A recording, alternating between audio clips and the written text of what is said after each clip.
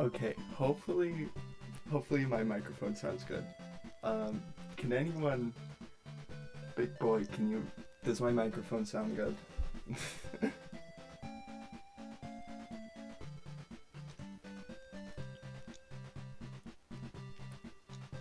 I think it has been about 2 years since I have ever streamed, so this is gonna be an experience. But if you can't tell, I'm playing Fire Emblem Shadow Dragon and the Blade of Light, aka FE1. It is the worst Fire Emblem game in my opinion. If you want to see, what is that? As you can see, I have the ramblings of a madman. I have played FE1 before. I've never finished it because it is so... It kind of reminds me of other old school Nintendo games like Super Mario Bros. Or the first Legend of Zelda, where like, you know what you're getting into, you have the basics. That's the same exact thing for this game, but this game just sucks. But we're gonna see what it's like. If you're wondering, as for the other games, I've beaten FE 7, 8, 9, 7, 8, 10. I'm kind of quiet. Is this better? I hope this is better.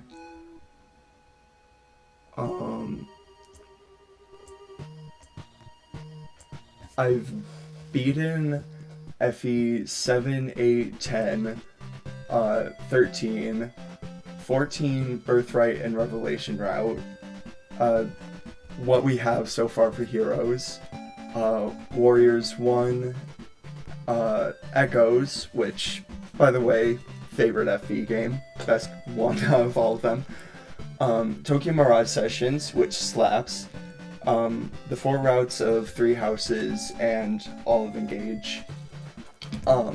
I've played FE 1, 3, 4, 6, 9, 11, 12, 14 Conquest route, and I've beaten Scarlet Blaze and whatever the Blue Lions route is called for Warriors 2, but I haven't beaten Golden Deer.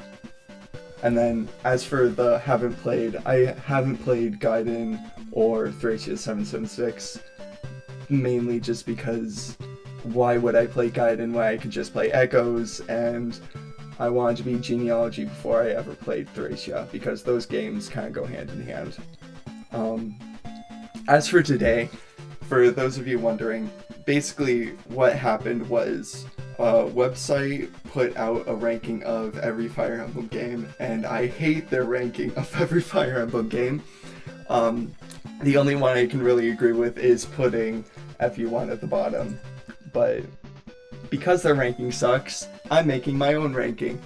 But because I haven't played through and beaten every game, I'm gonna try and do that. So, first we have this one.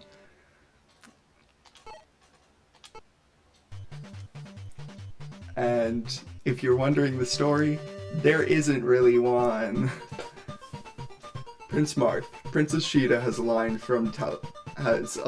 from Talus Castle. Sheeta, what's wrong? Did something happen? Prince Marth, what a relief! Talus Castle is under attack from pirates of Galder. After a fierce fight, they have taken the castle. I beg you, please save my father. Don't worry, Sheeta. The brave knights of Althea stand ready. Pirates are no match for us. Let's head back to the castle and rescue the king. And that's the plot. You don't get any real information starting out about who these guys are, what they do. So, for quick rundown, here's Marth, aka Smash Bros guy. His special talent is that he has blue hair and he has a sword, and he kinda sucks in this game. For most Fire Emblem games, you get a promotion for your lord, which usually doesn't help that much depending on the game. But in this one, Marth doesn't get a promotion, meaning that the highest you can get him is going to be terrible against your other units. His real advantages are from the fact that he's the only one who can visit villages, and he's, I believe, the only one who can shop. And he also has 7 movement, which is crazy, especially for a sword-locked infantry unit.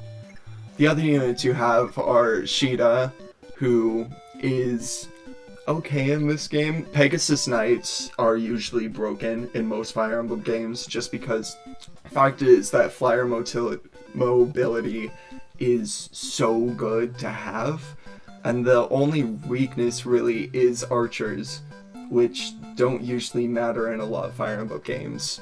They're usually some of the worst units, honestly. The only games that they're really good are Gaiden, Echoes, and kind of Three Houses.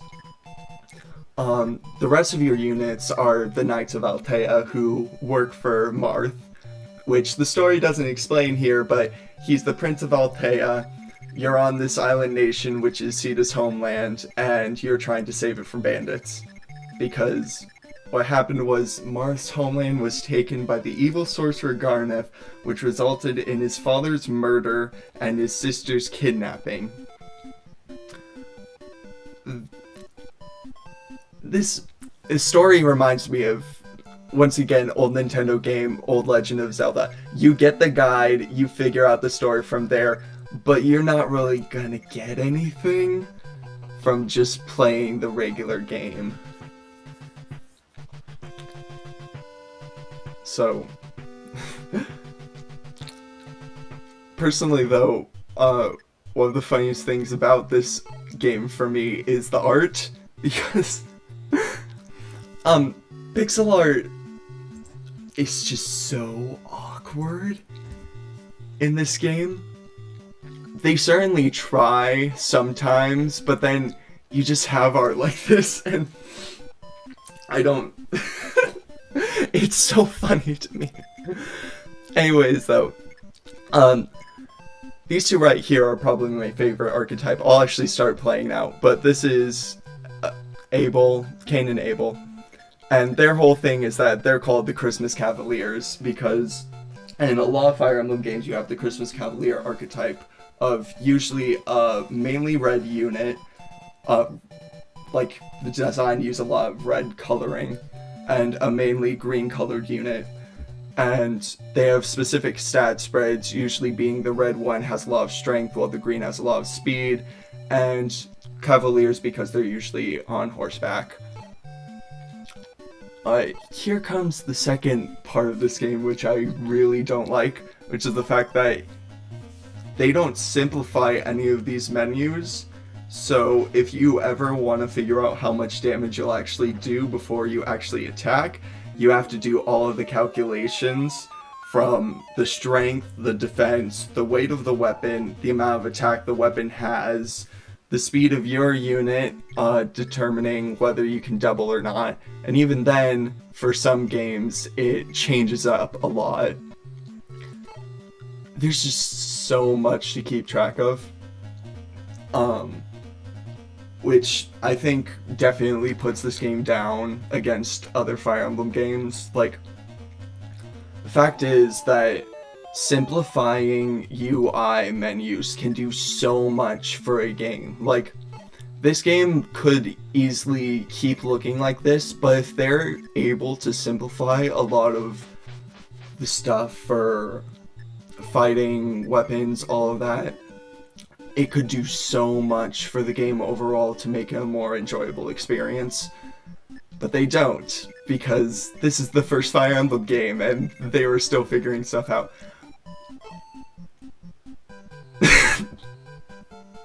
He looks so dumb.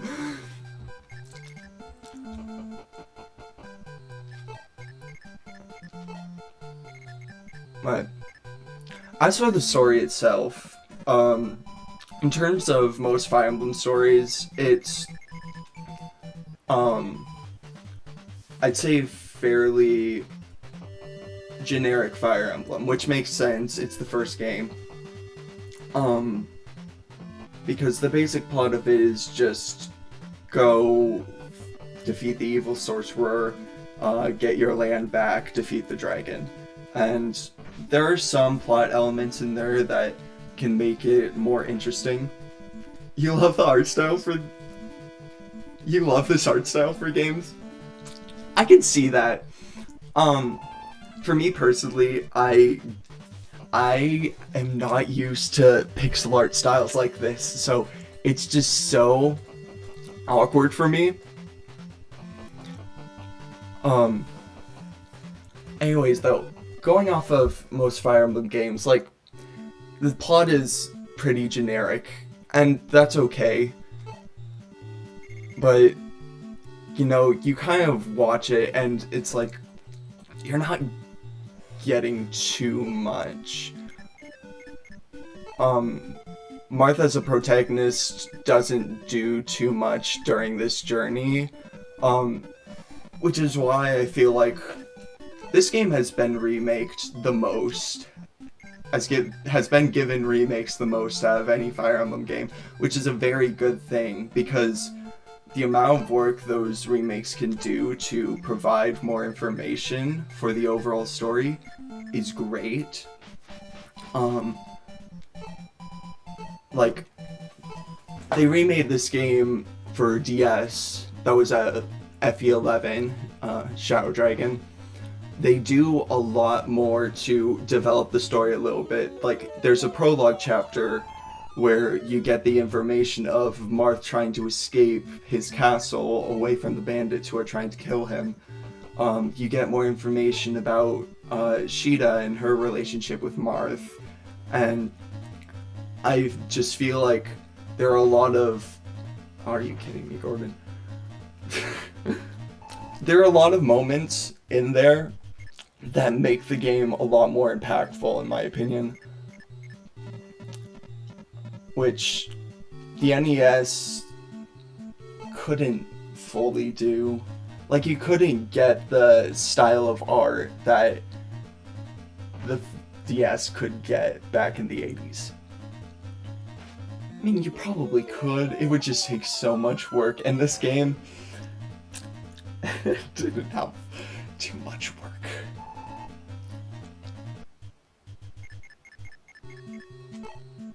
Going off of some of the other units, Draug as Armor Knight is not that good. I don't know too much about this game and the overall combat for it, but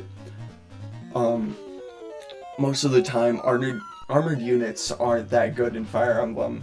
The high defenses are amazing, especially for early game, because you usually have to fight a lot more physical attackers. There aren't that many mage units in most early Fire Emblem games.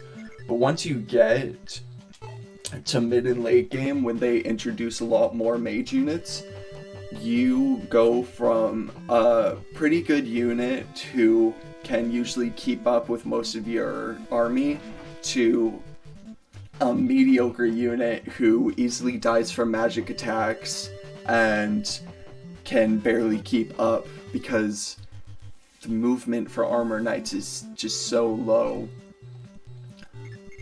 I would say the only game that I really chose to use armored units was Engage, because they put in a lot more work to create a good experience when using Armored Knights. Like, they have Sigurd, who can give so much more mobility, and they have Roy, who can help bolster defenses and make armored units hold on even more. Ike can half damage, because usually Armored Knights, you can't try and get evasions and dodge attacks.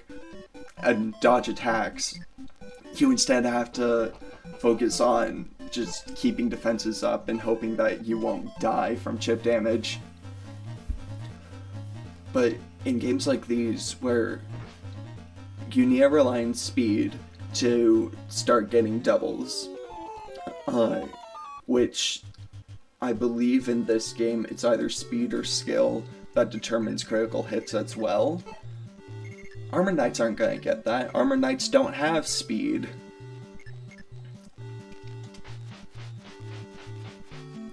Which is really where Pegasus Knights come in, because they're in a way the reverse, where they have a lot of mobility, but most of the time they start off pretty weak in most Fire Emblem games.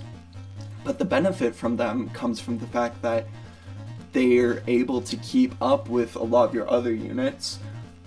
Most of the time they start off locked with lances, which means they have access to javelins, which means that they can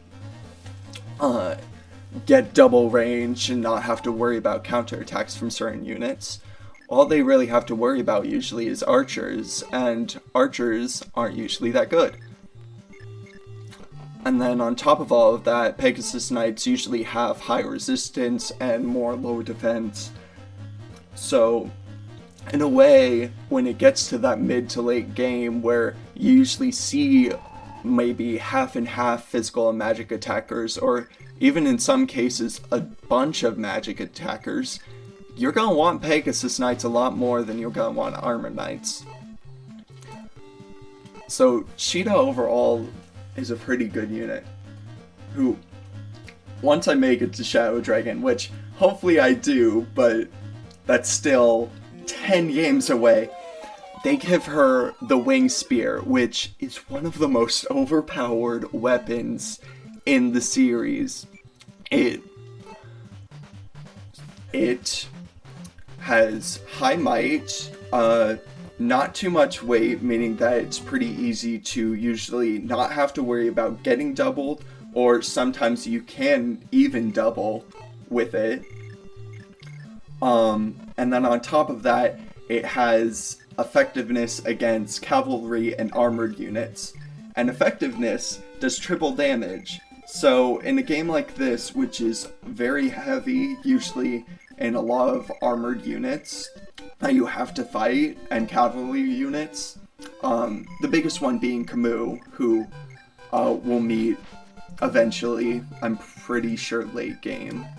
He's a late game boss, who's an absolutely insane cavalry unit that you have to fight. The Wing Spear demolishes him because Pegasus Knights are good already. Sheeta has the best availability of anyone else in the cast because she joins at Chapter 1. She gets the Wing Spear, and then you can also use the Wing Spear in the Blacksmith to give it even more might, lower its weight even more, so then she's able to double with it and attack even greater. It's insane. But in this game you don't get that. Instead, you get this. It's like, I'm trashing on this game a lot, and it's mainly from the fact that, oh, crit, go Jagan. It's mainly from the fact that, for me personally, I feel like this game did an amazing job of introducing Fire Emblem as a series, and I'm honestly really happy with the fact that I can say pretty confidently it's probably the worst in the franchise, because that means there's just going up from here. Like, I wouldn't say that a lot of the game's stories improve. There are a lot of great stories in Fire Emblem. Overall, though, this game does a basic job of introducing the plot, giving you reasons to fight against enemies. It does a lot of good things that you can see in Fire Emblem games later on that make some of those games amazing and some of my favorite games to play. And honestly, I feel like one of the only big downsides from this game is that they do a poor job explaining a lot of things. You know, you kind of have to figure out the combat system by yourself. You don't really understand fully what all of the weapons do until you're actually in combat with them. They don't give you indication of people's movements, which sounds a bit weird to say because you can easily check it, but for stuff like woods, for example, which limit the amount of movement that you're able to do, you look at it and you're just like, oh, it's just a regular tile, and they don't do a good job of explaining, no, that's gonna cut your movement a bit, and now you can't go 7 tiles with Marth. You can only go like 6 or 5, which can add up. And I really think some of the later Fire Emblem games do a good job of actually explaining that stuff a bit more. If you want to get into this franchise, I would say... God, Gordon, hit. Thank you.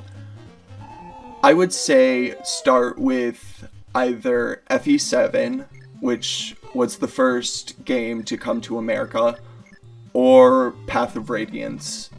Both of those games do a good job of having an introduction to the combat system, what each unit does, tutorials throughout, that really do a good job of explaining everything. And then along with that, unlike other games like Fates, Three Houses, or Engage, a lot of the systems in FE7 and in Path of Radiance stay the same throughout the franchise. Like, Three Houses, for example, is a very fun game that is easy to get into and definitely got a lot of new people into Fire Emblem. But overall, it still had several systems that were very awkward and not like any other Fire Emblem game. I could say like Garrigmach Monastery, the whole hub world situation, calendar system, all of that. But just in basic combat, like the battalions, combat arts, and the crests, you don't get that in any other Fire Emblem game. And so, they can be easy to just ignore, but they can change a lot of what the game has. So, in a way, I feel awkward about saying do Three Houses first. It's definitely one of the better games to like actually pick up and play because, Lord knows, a lot of Fire Emblem games you aren't able to get anymore. Like this one, for example, I'm playing it on my Switch right now, which is great. It was only like $6. That's awesome. The problem is that this game was on a limited release, meaning that if you didn't pick it up in the time window, you can't get this game in a legal way. Like, the only other way to play it is by creating a Japanese Nintendo account and using the Japanese NES, like, Switch Online player. And even then, it's gonna be in Japanese. Well, if you don't speak Japanese, too bad. So now you have this game where, you know, it could be interesting to figure out what's going on. You can't figure it out because you can't buy it. And then, let's look at other Fire Emblem games for a moment. It's honestly really interesting to me, you know, this whole system of what exactly is available and what isn't anymore. Because Fire Emblem 1 through 8 is technically available, but only in Japan through the online Switch service. And even then, it kind of depends. Because Fire Emblem 6, 7, and 8, Binding Blade, Blazing Blade, and Sacred Stones can all be accessed, or will eventually all be able to access through the Japanese Switch Online Game Boy Advance system. So you can play all of those through there, once again, only in Japanese. Fire Emblem 1, 3, and 4 are available for NES and SNES online. 2 and 5, I don't believe are available anymore.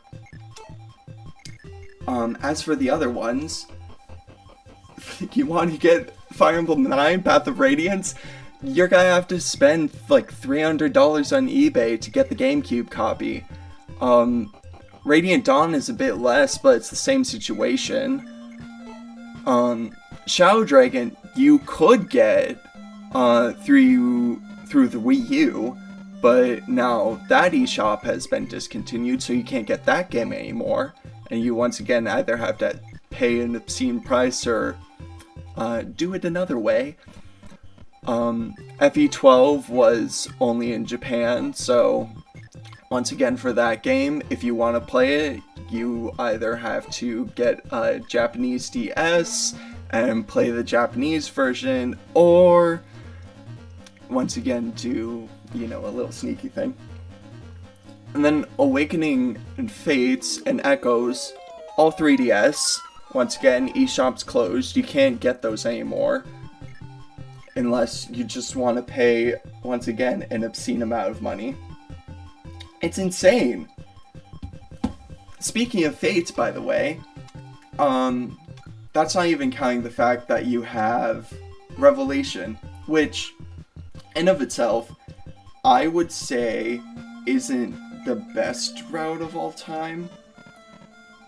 It has its ups and downs, and I'd say the big selling point for the Revelation route of Fates is the fact that it's technically the golden route and you're able to use whatever units you want with it. But the big problem is that it was not sold physically. The only physical copies of it were from the full physical release of Fates, where you got all 3 routes. And if you didn't manage to get your hands on that one, you had to pay the $20 from the eShop to download the Revelation route as DLC. And because the eShop is closed, you can't do that anymore. You either have to have that full special edition of Fates, or do it a sneaky way, or you had to get the game before the eShop closed. So now people won't be able to experience the Revelation route, which the story has a lot of downsides, but it's still a lot of fun to go through that experience. And heck, there's also DLC for Awakening Fates and Echoes, which you won't be able to purchase anymore, which also sucks. So overall, if you want to get into this franchise, get experienced with ROM hacking, because there isn't too much of a way to play a lot of these games anymore, unless you want to play the Japanese versions and experience that, unless you want to somehow go back in time and purchase all of those, or unless you have an obscene amount of money. Good luck. I was lucky enough, actually, a couple years ago, in high school, while I was at esports practice, go esports is awesome. I was lucky enough that one of my friends at the time had a copy of Radiant Dawn for the Wii that he let me borrow. And I was just like, absolutely, I want to figure out what this game is all about.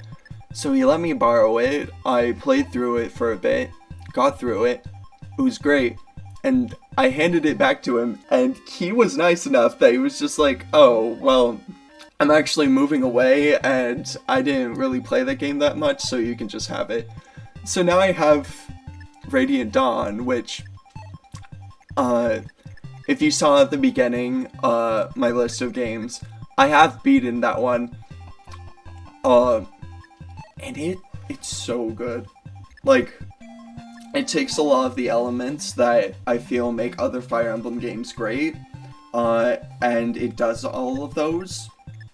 It still has problems that I can see. Also, we got Reese, or Riss, or whatever.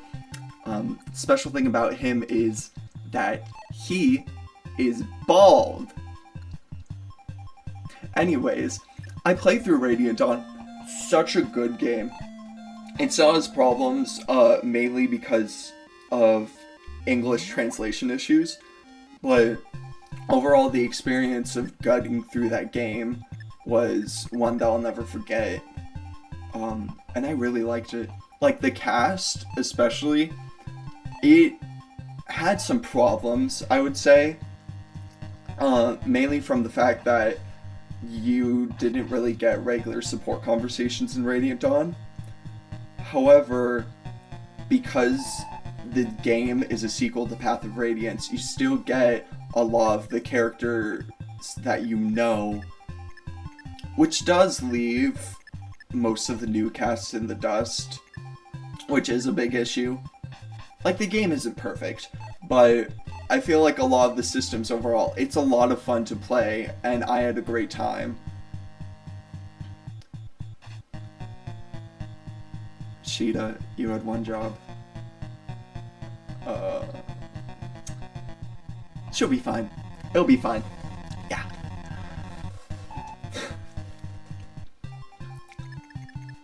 Yeah. All we have left is the boss, Gazak. Ooh, look at him. He doesn't have a portrait. Never mind. I guess we'll take one of the Christmas Cavaliers. If you're wondering, so Christmas Cavaliers, one of the archetypes, as I talked about. This game also did a really good job of introducing the archetypes of certain characters that show up throughout the series. Go Abel. So you have stuff like the Christmas Cavaliers, you have the Maria... Oh, Vulnerary. You have Maria, Navarre, just like certain archetypes of characters that you can expect. Anyways, Prince Marth, you have done well to make it here safely. You have my thanks. So, you plan to travel to Aurelis? In that case, though they are but few in number, my soldiers will join you. From Captain Ogma down, they are all brave warriors and should serve you well. That is not all. Heed me now. As you travel through these lands, you may find many who cannot tolerate the tyranny of Dolor. Some are hiding in villages, others have been taken prisoner, and some must work with the enemy. You must seek these people out and work together. Heed the call, the time has come. Set foot on your path, but be vigilant. You face many dangers. Oh. Also, her right here, this is Anna, my favorite character in Fire Emblem. Or at least one of them.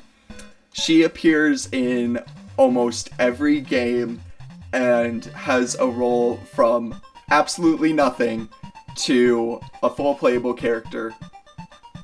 And I would say that my personal favorite version of her is either Awakening Anna or Fates Anna, mainly because not only are they playable, but they can get full supports and get conversations with people, and the designs are awesome. So keep that in mind. Right now, though, Anna basically just doesn't really do anything. But I like her. Anyways, Chapter 2. Prince Marth, I'm Ogma, a mercenary of Talus. The king ordered me to join your forces. I brought along my 3 most trusted men. Welcome to Galder, the port town that's been overrun by pirates. Pirates aren't all you will have to worry about. We've spied soldiers from Grust too. Keep your wits about you. So now we have Ogma, who is just such a good unit. Which you might not expect at first, just because, similar to Marth, he's a Swordlock infantry unit who has good movement, but isn't the best. The thing is, he gets a promotion in this game, which makes him a lot better than Marth, because he gets extra movement, he gets extra strength and speed, and he becomes a lot more useful than Marth can ever be. And then you have these 3. Cord? Where's it? Barst. And Board. They're so dumb. I love them. These three really introduced the idea of three kind of identical units, usually being in the same class. However, they are the head of the archetype. Instead, that goes to the White Wings, who will be introduced later on. As for these other guys, I believe in here is, Caster. So, if you can't tell, he's obviously an enemy unit. However, he gets his own name and his own portrait. So obviously, you get to recruit him. Now you may be wondering, oh, so I go over and I use Marth on him. No. You use Sheeta. Sheeta is actually the one who is able to recruit most of the enemy units in the game. I believe it's about 6 characters that she's able to recruit, meaning that if she dies, which she easily can, you will lose out on 6 units that you could easily get during the story. So basically, make sure to keep her alive, or you'll not be happy. Especially because usually the units that you're able to recruit from the enemy army are a lot better than regular enemies, so if you aren't able to talk to them and recruit them, you have to fight them. That's usually a very hard thing to get through, especially on more difficult modes. But the plus side to that is if you're able to recruit a certain unit who is on the enemy faction, who you're fighting on a more difficult mode, they usually get stat bonuses. In my opinion, the more famous examples come from the GBA games, specifically Fire Emblem 6 Binding Blade, which has just some insane units that when you're playing on hard mode, if you recruit, the stat bonuses that they can get from the harder modes are some of the best in the game, and they make for amazing units later on, even in the joining chapters.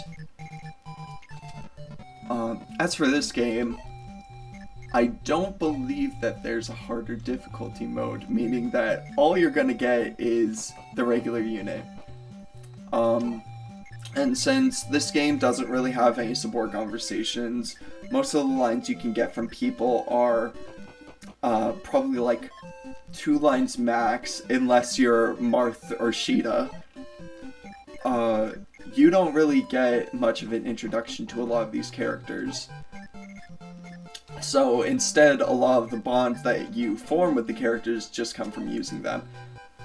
So when it comes to a unit like Caster, who you can only get from an enemy faction who's an archer, which you already have an archer that you could have easily trained up on the past map, it's not. He makes for a very unmemorable unit overall, which honestly kind of sucks, because I feel like he could easily be interesting, but most of the interesting things about him come from the fact that Sheeta's able to recruit him, and she can recruit a lot of other people and get similar dialogue with a lot of other people. So it doesn't really matter that much,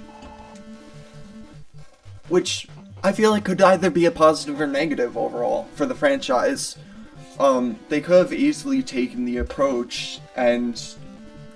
approach and kept going with the thing of the Lord gets most of the story, a lot of your other units don't really matter, which they are able to do in a lot of them. However, they still give like lines of dialogue that can leave a lot more impact for certain units and make you want to keep them around, which is nice. You know, you get to grow attached to certain characters, you get to find your favorites, but then it also gets rid of a bit of the point of Fire Emblem overall, which I will say, the point of Fire Emblem really is the fact that it is a war and you're going to lose units, and that's okay. That's why you get so many. And I really don't like that, because I'm the type of person who will reset after any character death, even if I don't like the character, just because I want to keep them all alive. Which isn't... Everyone has their own certain playstyle, and that's just mine. But in a way, that does, for me at least, limit the point of a lot of the characters that you get that don't really have that much dialogue. Because it's just like, oh, hi, your name's Caster. That's all that matters about you. And now you're in my army and you don't matter for the rest of the story. Like, I think that can be good in some ways because you don't get attached to units, and instead it's more just like, oh, a unit died, well, I'll just replace them. Does this do anything? Oh.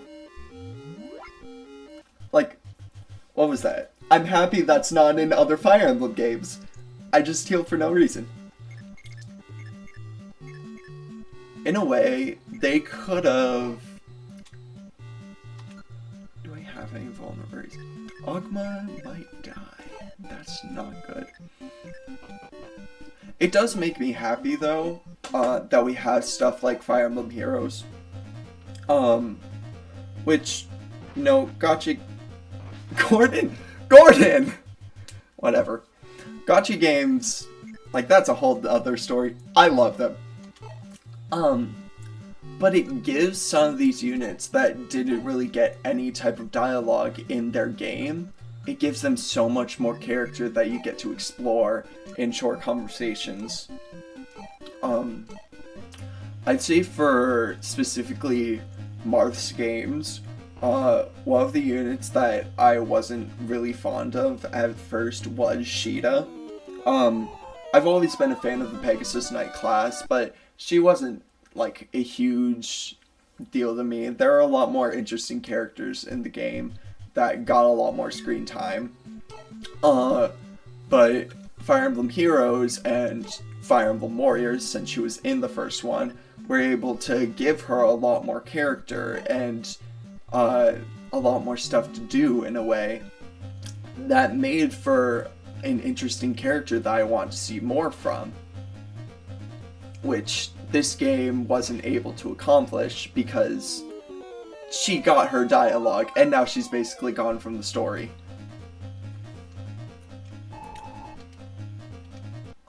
Other units, though, definitely draw the short end of the stick.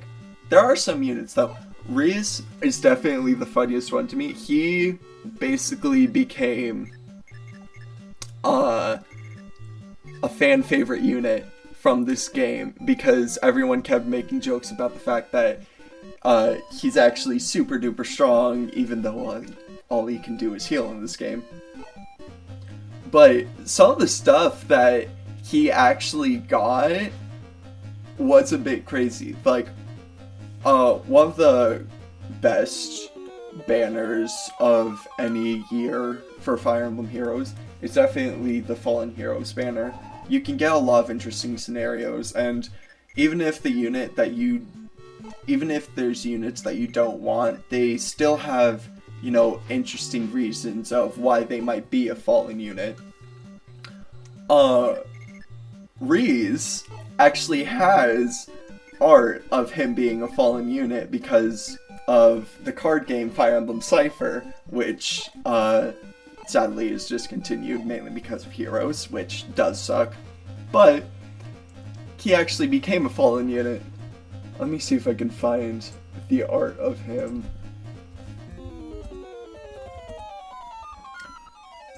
And he goes from just this simple character whose only purpose is to heal people into this. He becomes a super muscled up, evil looking axe unit. And I don't even know what, like, this would be from, because if I remember correctly, FE1, 3, 11, and 12, 11 and 12, which are all of the Marth games where Reese appears, there aren't any units like this, but then all of a sudden, you have Reese coming in and everyone loves him, and now he just becomes this. And it's insane. But this art is so good that I am perfectly fine with it, and I would love to see something like that actually happen in Fire Emblem Heroes. As for the other units, we actually had the Past Fallen Heroes banner, which I'd say was a lot better than some other years. I definitely, in my opinion, last year's wasn't as good. I think Fallen Rhea was last year, and I love Fallen Rhea. I think her art is great. I think her story is interesting. But the fact is that we already got 3 houses Fallen units. So it feels a bit awkward that we keep getting them. Even though, personally, I love Rhea, and I think she's a very interesting character, and I love her Fallen Hero artwork. But this year, we got Anankos, the main villain of Fate, which was really cool to see. I know a lot of people were asking for him to finally show up in the game.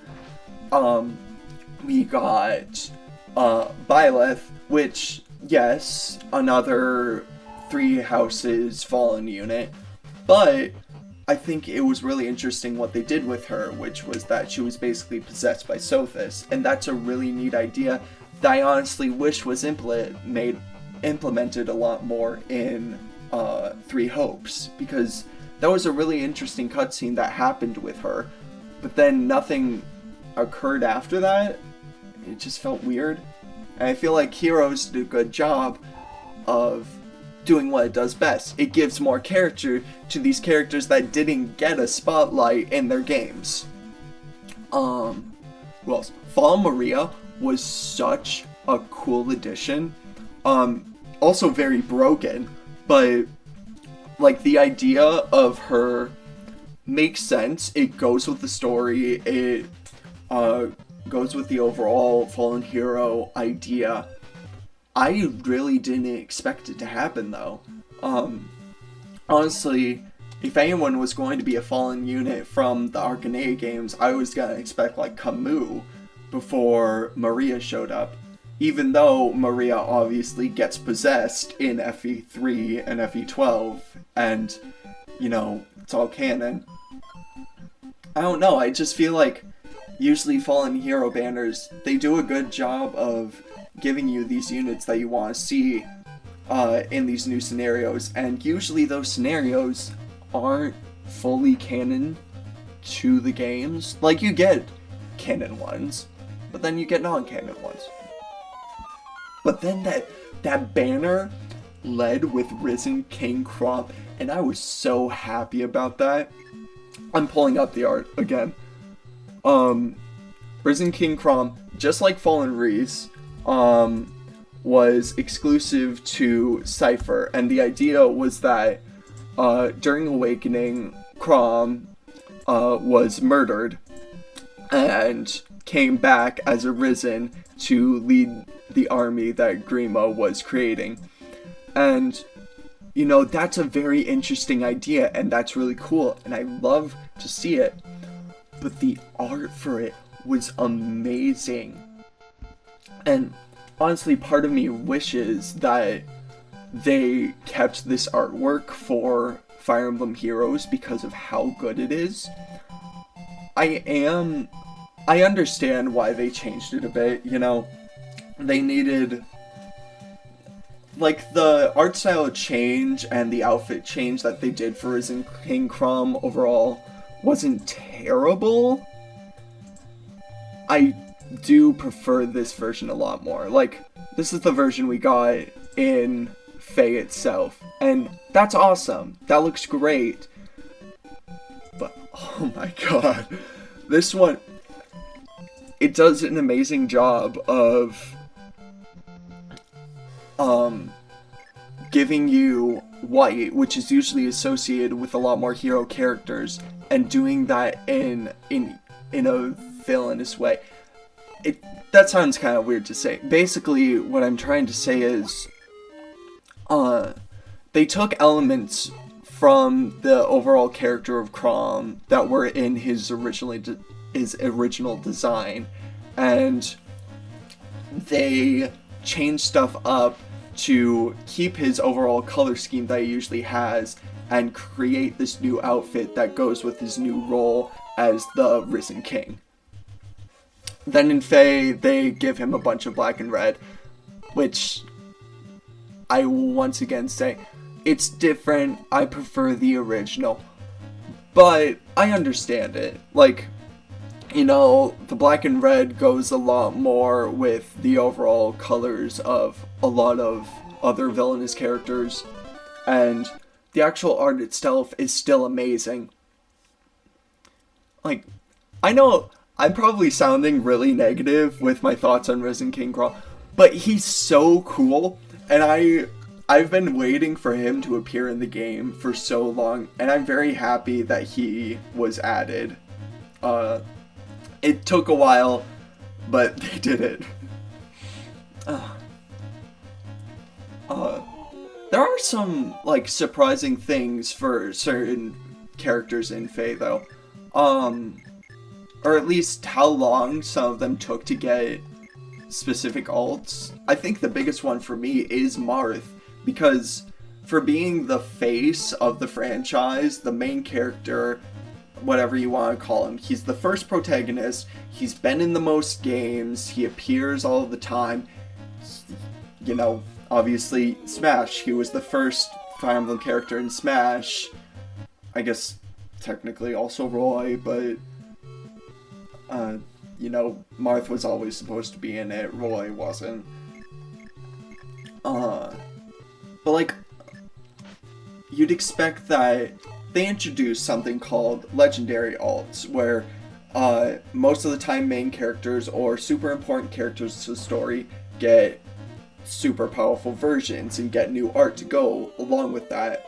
Most of the time being the promoted forms of those characters. But then you have someone like Marth, who you're just like, oh, he's gonna get one in no time flat. And then it takes like a year. There are a bunch of other characters that get legendary alts before him. And I'd say some of them make sense. Like, I believe Lucina got a legendary alt before Marth did. And, like, that makes a bit of sense because Awakening is a lot more of a new game. Wording. Whatever.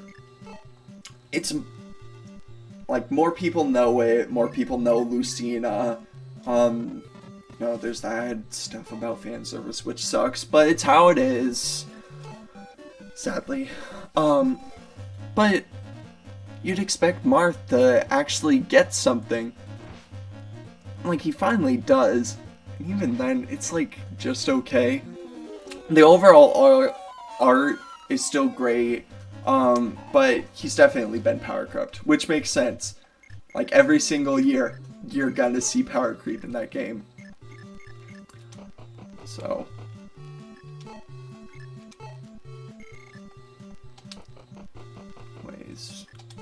moving units. I'm gonna be honest, as I said before, usually I reset if I lose a unit because I'm the type of person to do that. That's probably not gonna happen in this game. Because this game is just one that I don't really care if my units survive or not. Like, there are some that I want to keep alive. Like, I want to keep Sheeta alive because I do like her.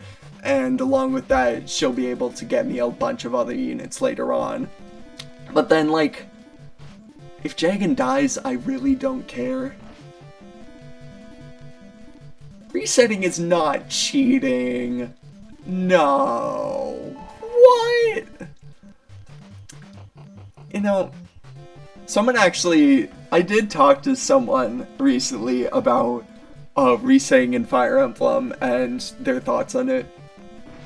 And honestly, I feel like that is the same sentence. Not resetting is a skill. Yes. Amen. Like, Yeah, sure. Resetting, uh, I'll go. I'll say resetting or using Millis turn wheel. I'm calling it Millis turn wheel and not Divine Pulse because it was introduced in Echoes.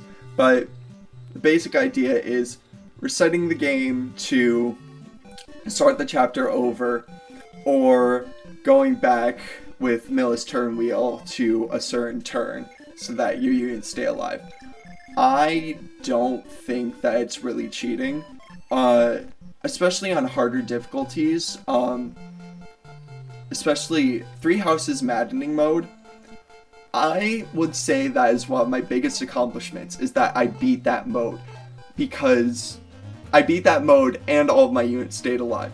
Yes, I used Divine Pulse, I will absolutely admit that, but the amount of bullshit that is in that mode overall makes it so if you want to try and get past some of the things, it's so difficult to do. The big thing is ambush spawns, which is that you'll just be walking around. Let's say you pass a bridge to go into enemy territory, and you've prepared your units here already, and all of a sudden, from the forts comes 5 random enemy units out of nowhere who are all able to move that same turn, attacking and killing whatever unit you sent forward. That sucks.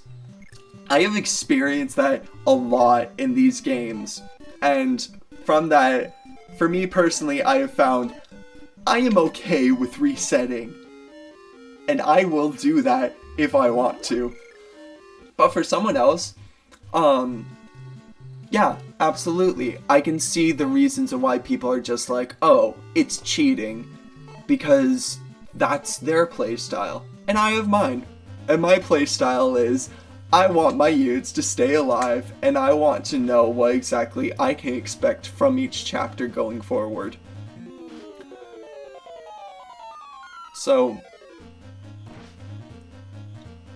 but, like, I don't think there are any Fire Emblem games that I've beaten where I didn't let a unit, where a unit died while I was playing. I think there might have been one where that happened, but it was also because I was on the final chapter, on the final boss, and a unit died and I didn't want to reset. Because unlike Echoes, Three Houses, and Engage, you don't have a way to go back a certain amount of turns. You can suspend your game to a certain point, and then you can continue playing from there, or you can go back to the entire beginning. And I'm more talking about the GBA games here, more specifically FE7. When I was playing it, one of my units died, and I was just like, oh, well, I suspended, so I can go back and I can just go from there. That's not how it works. Instead, for the GBA games specifically, every single action you make automatically gets saved. So if you reset your console and decide, oh, I'll keep playing from here, you don't get to do that. It'll start you from wherever you reset from. So let's say your unit just died from an enemy, that's where you're starting from. So if you want to keep all of your units, in a way, I feel like Fire Emblem does a good job of being like, you can keep your unit, but you're gonna have to start this entire chapter over again. So it is, you know what, even if it is cheating, there's a punishment for resetting, and the punishment is you're gonna start this over again. You have no choice. Which, for some of the older games, once again, it isn't that big of a deal, in my opinion, because a lot of the writing relies less on a group of characters and more on the singular lord, in this case Marth. So, because of that, you're not going to get that much information about a lot of the other characters. You're going to get information about Marth, and the information is basically, Marth is going on a quest, he's going to win. So units dying in these games, it's not that big of a deal. A unit dies, whatever. But then in games like Awakening and Fates, where they do a lot, in my opinion, a lot better job of giving you more information about what each character's backstory is, while still keeping the main narrative of this lord is going to this place, they're gonna win. They still do a good job of giving each character a role to play and information about them that makes you care about them and makes you want to keep them. Well, a lot of these older games, it's like chess. Like, Fire Emblem is, in a way, a lot like chess if chess just had kings, where you get to move all of your units, and then your units attack each other, but because all of you are kings, you then have to basically flip a coin and hope for the best. Like, that's a terrible analogy, if I'm being honest. But, I mean, you move through the board, you don't get too much information about the characters that you're using. Fight. That's it. Go. Good luck. Have fun. And that's nice. That's nice. I like it. A game like chess, which, you know, obviously doesn't really have a story unless you make your own story, it's still a whole bunch of fun to play, and I have a great time with chess. I actually really like the combat. Yeah, I agree. The whole RNG system of Fire Emblem, in a way, is unfair. You know, you finally get to the final hit of an enemy and you're getting ready to kill them. All of a sudden, you miss the 99% accurate hit. That sucks. But guess what? You just have to work around it. And that's an amazing aspect of this franchise that I totally agree with. You have to strategize around that RNG, which you can do in so many different ways. Like, you can go full on into luck and hope that, you know, the next hit that you do will actually land, or try and get the, like, 10% crit that you have a chance to get. Or you can go full on, oh, here's Caster. Please forgive me, Princess Sheeta. I have no choice. I must get my hands on some money. Ugh. But yeah, you have to play around the RNG. You can do that in so many different ways. You can get the lucky crit. You could work really hard to increase your luck and skill and focus a lot on those so that your accuracy can be 100% and you no longer have to worry about that.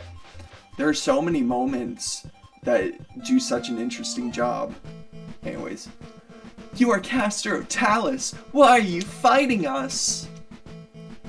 Princess Sheeta, I am sorry. My mother is ill. To afford her medicine, I would do anything, even this. I see. The pirates pay you. Well, it may not be much, but I offer you what I can. Take it and buy medicine for your mother.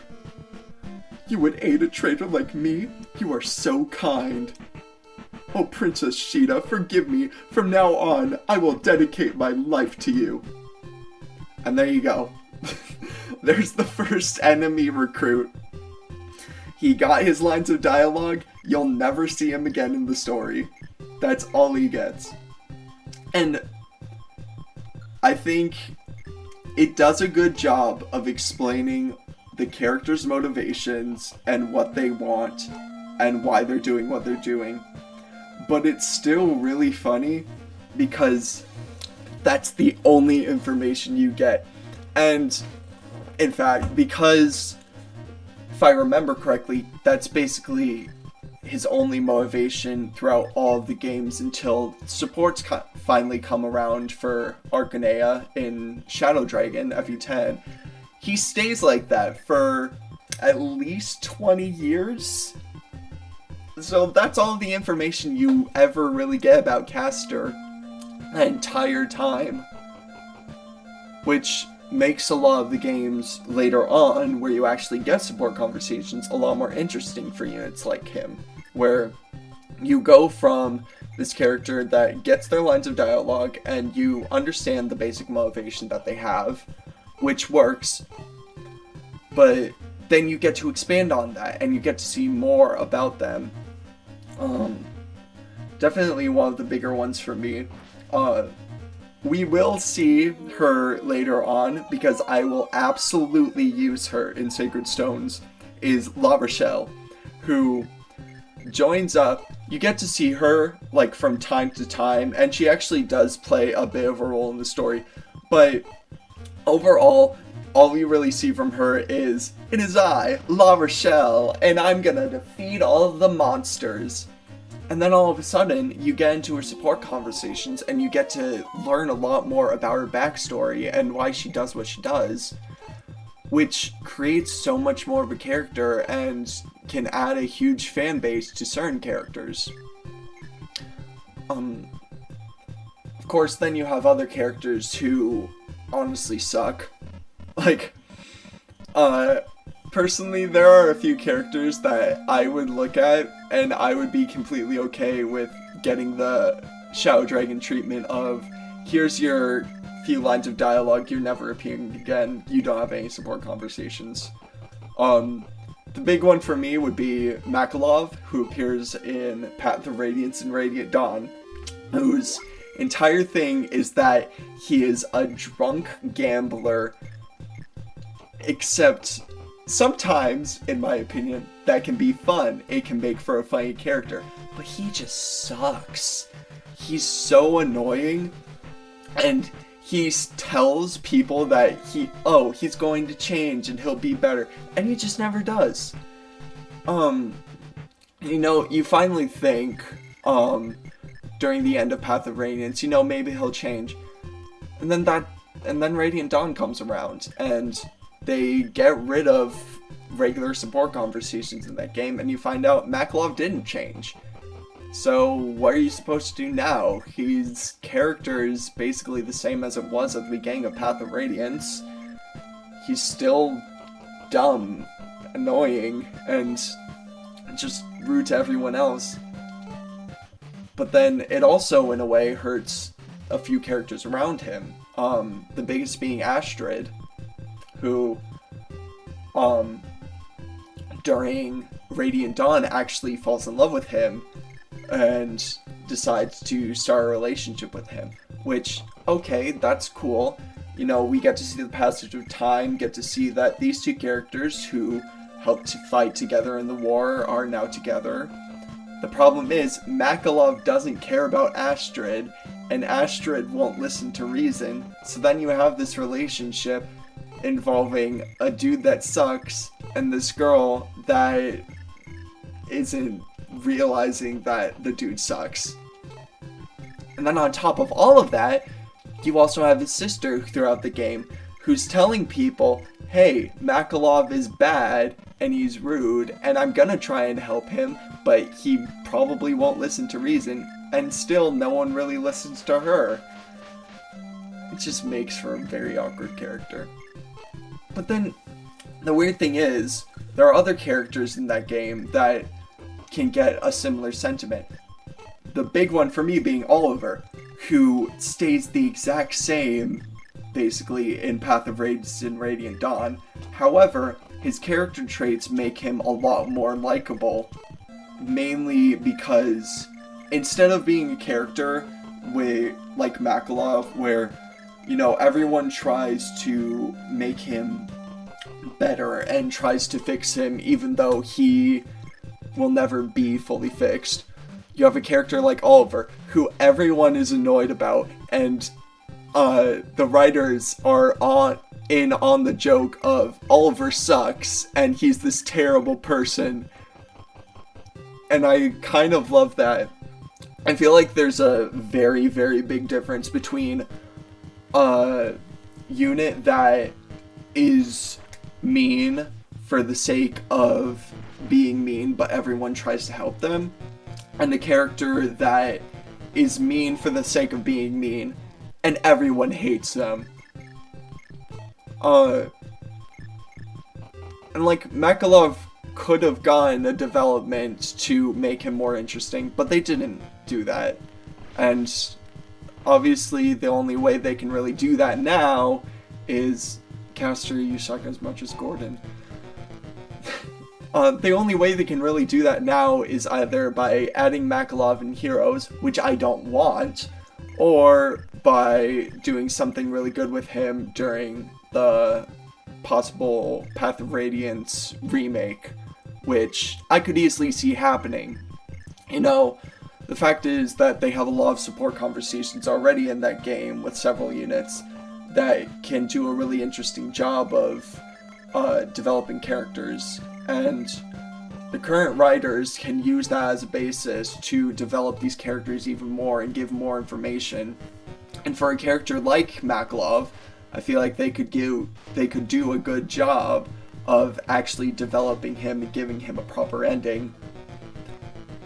But I am a bit worried, because then what happens with a remake of Radiant Dawn? Because you can't really put those two games together. They have a lot of systems that are different from one another, even though Radiant Dawn is a sequel to Path of Radiance.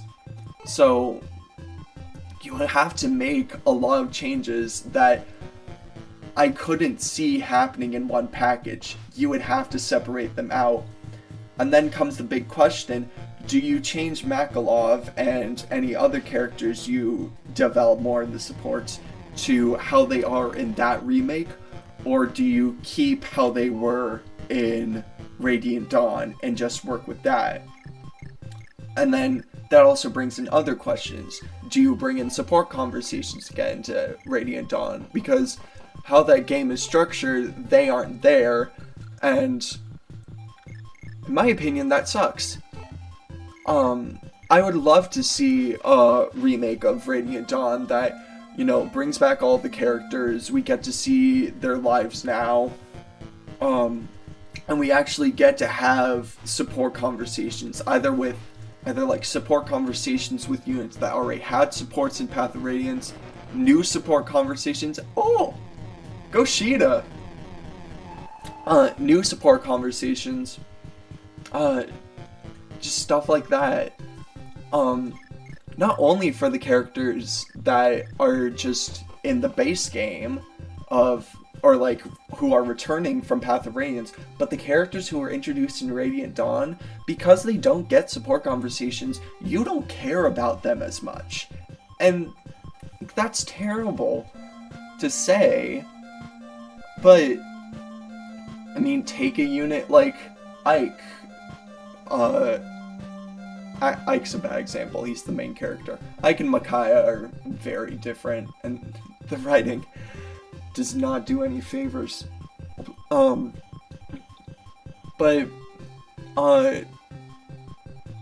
Actually no. Take a unit like Ike, who had support conversations throughout Path of Radiance that gave us more insight to him as a character and gave us more insight to other people who were part of his army with him.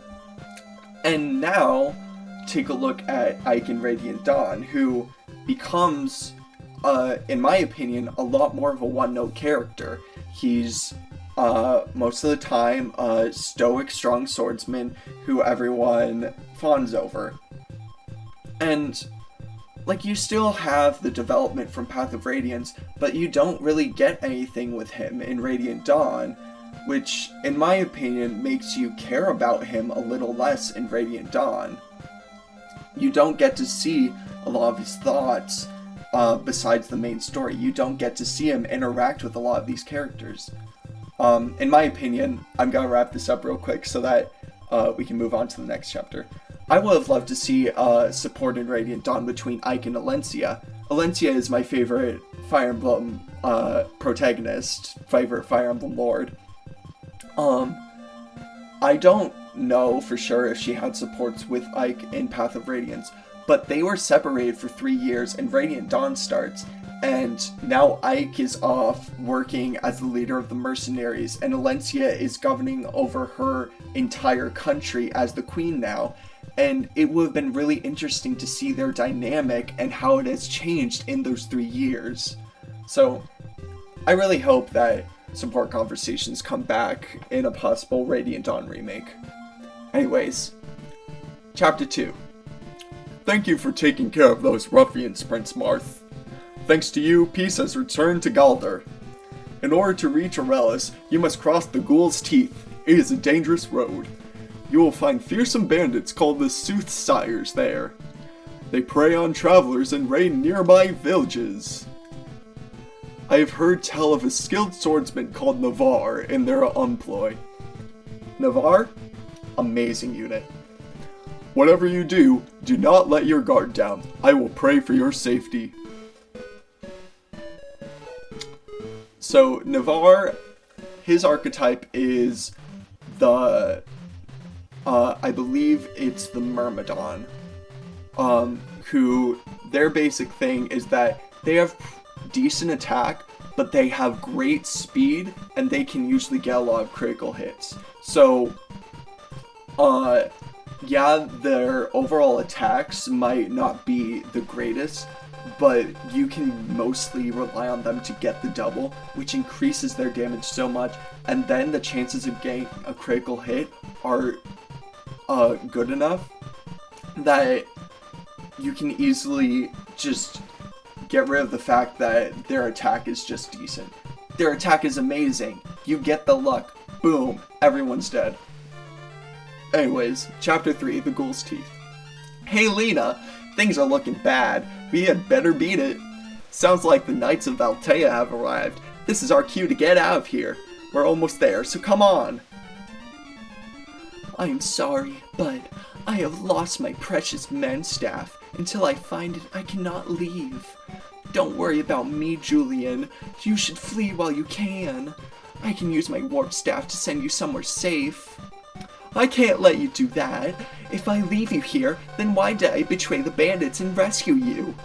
We can worry about your staff later. I promise I'll come back for it. Let's get while the getting's good. Focus on that. And now we have this chapter. And once again we have the enemy unit, Navarre, who, as I said, decent strength, but amazing speed. And his weapon is the Killing Edge, which is so good because, let me get a drink. His weapon is so good because it makes your chances of getting critical hits a lot better. I don't know the exact stats for this game, but for most other Fire Emblem entries, you get a plus 30% to your crit chance, meaning that usually, you'll be getting crits about a third of the time, which is insane because crits do triple the damage. So now let's say you have an attack stat of about 6, and let's say because of your speed you usually double, and you get lucky and get a critical hit. You went from 12 damage from the double 6 damage to 24 damage. That's insane. Like, you can easily chip down so many, bosses like that, or, you can just go ahead and kill a lot of enemies with that, making it just so useful to have. Anyways, so the big thing for this chapter is that you have the enemies up here, which you need to take care of, and then you have the enemies, and obviously you need to take down the castle. This is actually the furthest chapter I've ever gotten to in Shadow Dragon. So after this, the maps are unknown to me, which that'll be fun.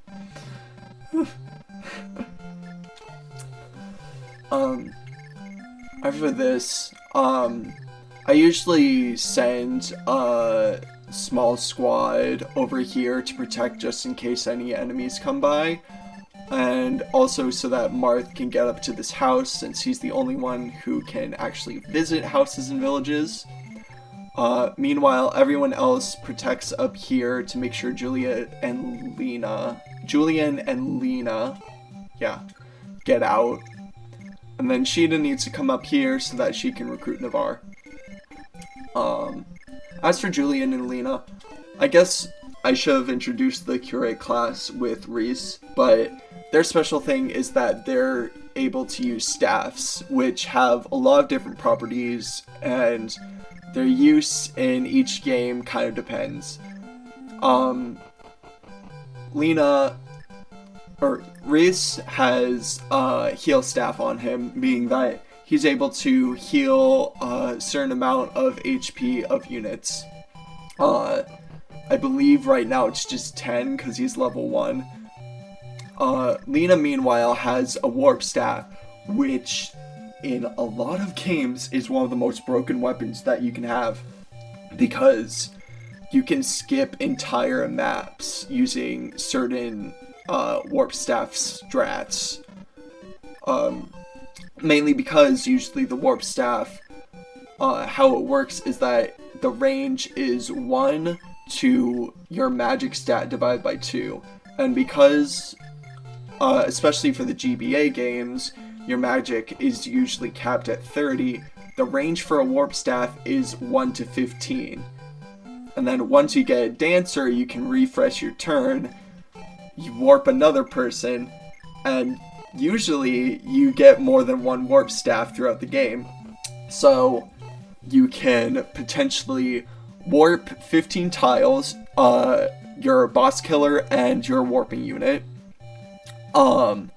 And then you can warp again your boss killer all the way up, and if it's just to defeat the boss chapter, boom, boss dead, chapter finished, speedrunning complete. The amount of strats, though, that I've seen some people able to do with certain weapons and certain staffs is honestly insane.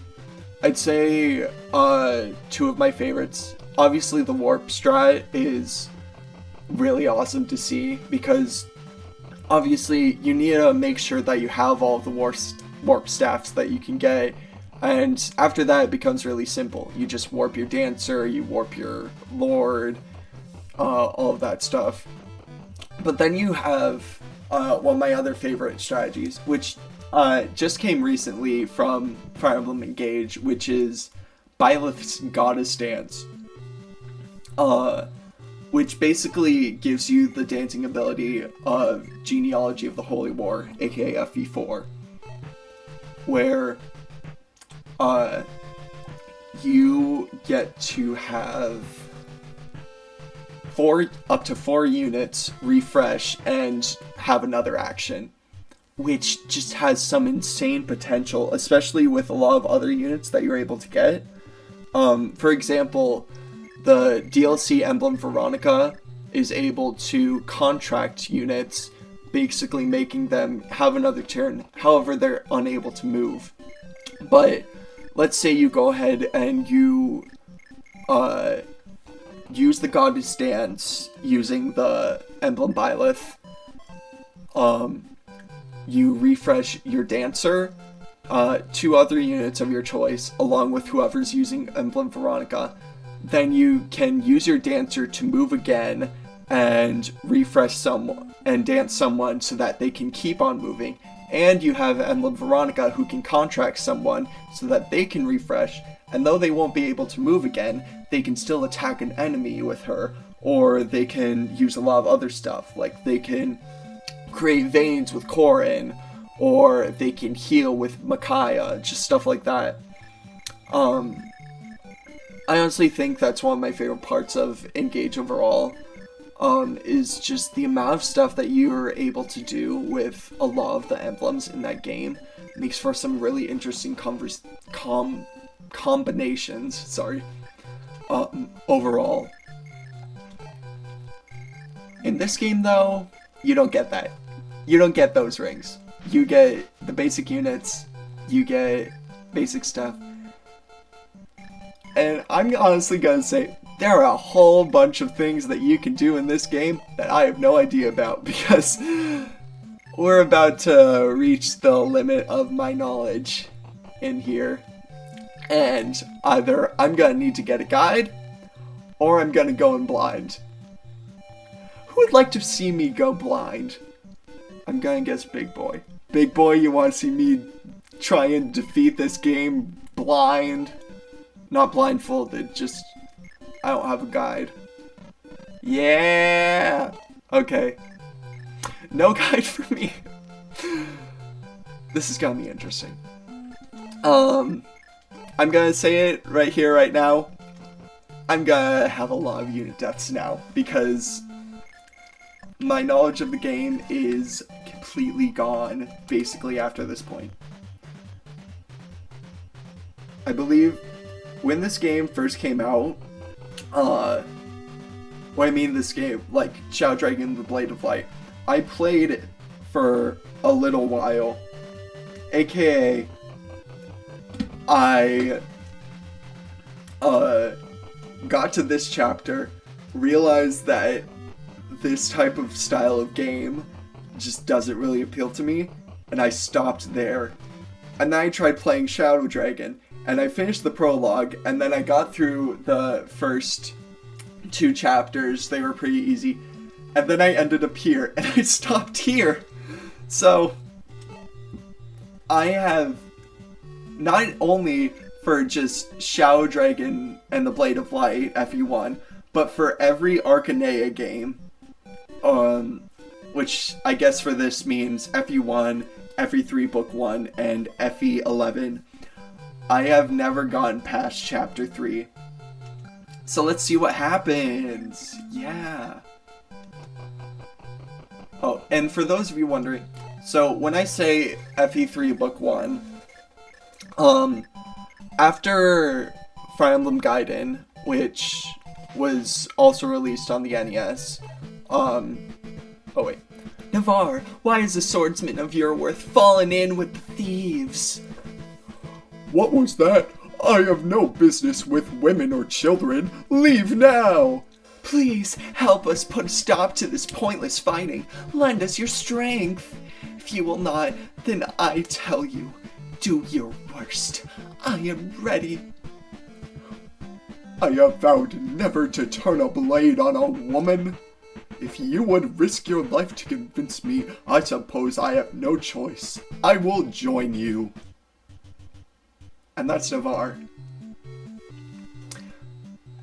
Like, gotta be honest here, he had less than Castor, but he is so much more memorable. I think a lot of it has to do with, one, his overall gameplay style compared to Castor is a lot better, because a lot more people are going to be using the high crit trance super speedy sword unit over the second archer you get in the game, but also mainly because of the fact that he gets a lot more in other games. I don't know for sure for like the mainline Arcanea Saga games how much he gets, but I mean, he gets a DLC spot for Fire Emblem Warriors. He gets a whole bunch of alts for Fire Emblem Heroes. His remake design is honestly spectacular. His overall archetype is one of the best in the series. See? Critical hit, 33 damage, just like that. He is insane. And just so powerful to have. Use him. Just use him. I'm trying to remember. Oh, so FE3 Book 1. After the 2 NES games, for the SNES, they decided to already do a remake of Fire Emblem. They did Fire Emblem Shadow Dragon's remake, but then they were just like, oh, we should probably put some more content in here. So Intelligent Systems went ahead and created FE3 Book 1, which was the entirety of FE1 minus a few chapters which they had to cut for space, but almost the entirety of FE1 with updated graphics, updated UI systems, like all of this stuff. And then along with that, they also created an entire second game with a few new cast members to keep going with the story, which is crazy to think about in my opinion. Like, they could have easily just remade the game and kept it there, but they decided to keep going, and that's awesome. But I will also say it's really weird that they decided to remake the entirety, almost the entirety of FE1, put it into FE3, and then add a second story on top of that. But then for the DS remake, Shadow Dragon, they only ended up doing book 1. And I mean, they added back in the chapters that they got rid of, but still, like, they did so much more work overall during that SNES FE3 Book 1, putting in these two stories, and then the remake of that remake didn't get that. Oh, thank you, Notebook. It's just really weird to me. I will say though, I think part of that has to do mainly with the fact that they really wanted to focus during that game on just remaking the original story and getting that out there. But the thing is, why just do that if just a while later you're going to remake the second book as another separate game? And I will say once again, they add quite a bit of new content to both of those games. It's still kind of weird. Anyways, though, those games are still great, though. Every Fire Emblem game has its ups and downs. This game just has a lot of downs, in my opinion. Mainly from the fact this is also why I couldn't get into other old Nintendo games. I think the only, like, old school Nintendo game that I've ever fully completed was Super Mario Bros. 2. And that was literally just because I didn't feel like doing anything else that day, and I wanted to see what it was like. It was great. Oh shit. Oh. You know what? Navarre and Cheetah are probably the only two units who, if they die, I will want to reset, because their utility in this game is so good, and the amount of character that they're able to get, a bit in this game, mostly with Cheetah, since she's able to just recruit so many units, but especially in other games like Warriors and Heroes, they're just great characters, and I don't want to lose them. So the fact that Navarre is currently on 3 HP is very bad, and I really hope... Where are my heal... Both of my healers are all the way down there. So... Navarre... Oh my god. Finally. Okay. You know what? Chat. Navarre. Should I get him to safety and heal? Or should I risk the hit on this archer?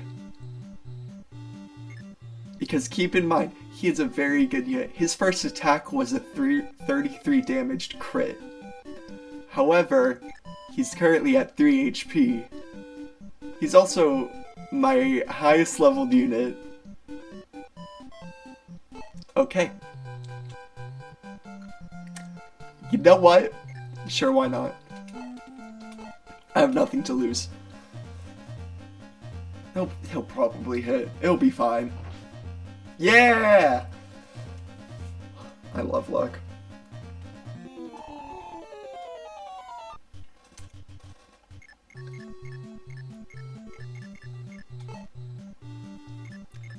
Something about critical hits. Speaking of like Navarre and his whole thing being basically all he does is get crits, and that's how he gets a bunch of stuff. Gets crits, doubles, all that. Gordon just hit twice in a row already. You know what? If there is one unit that I'm okay with dying, it's Gordon. I would not lose sleep over that one. Anyways, you know, one thing I really like about critical hits, going forward, if I remember, this really started with Awakening, is the crit quotes, which is basically, certain units would get, or I'm pretty sure almost all of the, like, main named cast of characters would get, quotes to go along with them hitting a critical hit. Oh, Navarre's in trouble. Is this thing now? Okay, here's an example of how powerful Warp can be.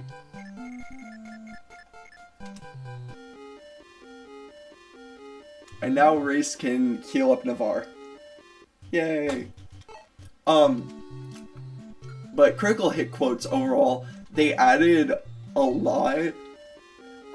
Like, they might have added more to a character's personality, or they might have just been really awesome quotes. I'm gonna say the default one that's loved by a whole bunch of people, for very, very understandable reasons, is Frederick in Awakening, who gets pick a god and pray, which is just such a cool line. Like, it is... I don't really know how to describe it. It's a very, very simple line, but the delivery of it is very well done, and because of his overall archetype of the pre-promote, who's very strong at the beginning of the game, you get to feel a lot of the weight behind what he's saying, because it's just like, he is this powerful. He can say this. That's fine. But not all crit quotes are created equal. Like, some of them are very meh. But then you have others that are just so good. And, in all honesty, I'm okay with the mediocre crit quotes if it means we can get lines like Pick a God and Pray. I'd say, in terms of Engage, the newest Fire Emblem game, Yunaka would probably take it for best crit quotes, in my opinion. Her quotes overall, I would say, are not they don't have, like, the line of Pick a God and Pray where even if it was delivered by someone else, you can still understand, like, how good it is. The delivery of the lines from Yunaka's voice actress are very, very well done. Like, they add a lot more to her personality. You know, you get a lot of intrigue because you get to hear her in her crit quote, with this deeper voice that's a lot more menacing, like, because she used to be an assassin. And then, you have her regular voice that she uses for most of her everyday speaking, which is this, like, super happy, light tone. And comparing those, you get to see a lot more of her character backstory, and then you're interested to learn more about who she is as a character and why she's like this. And I think stuff like that is very good, and it honestly makes me really happy to see a lot of these older games getting remakes, because then you get to see what these characters' personalities are in these very simple crit quotes. For some reason, I can't remember any off the top of my head for Echoes, but that's like the only game, I believe, that got crit quotes that is a remake, because FE1 and FE3 were remade before Awakening when they started to do crit quotes. And, I mean, they kind of got a lot of those characters to have crit quotes because of heroes and warriors, but some of them just don't really have the same type of feel. Which makes me hope.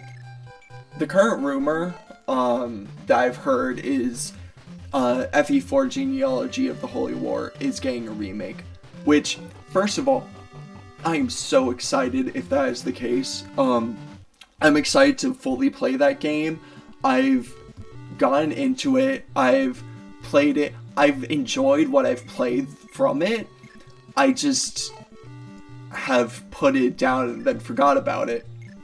But if that game gets remade and in the style of graphics as stuff like Engage, which in my opinion has a really fun art style that I love, if they do something like that and they introduce crit quotes and they have the support, there are so many things that they can do overall with the characters in that game and their quotes, and I'm very, very excited to see what they can do. Especially because as I said, I haven't finished Genealogy of the Holy War, but from the parts of the story that I've seen and the parts of the story that I've heard, the story of that game is very detailed and complex, and I would say that a lot of people put it as one of the best stories in the series.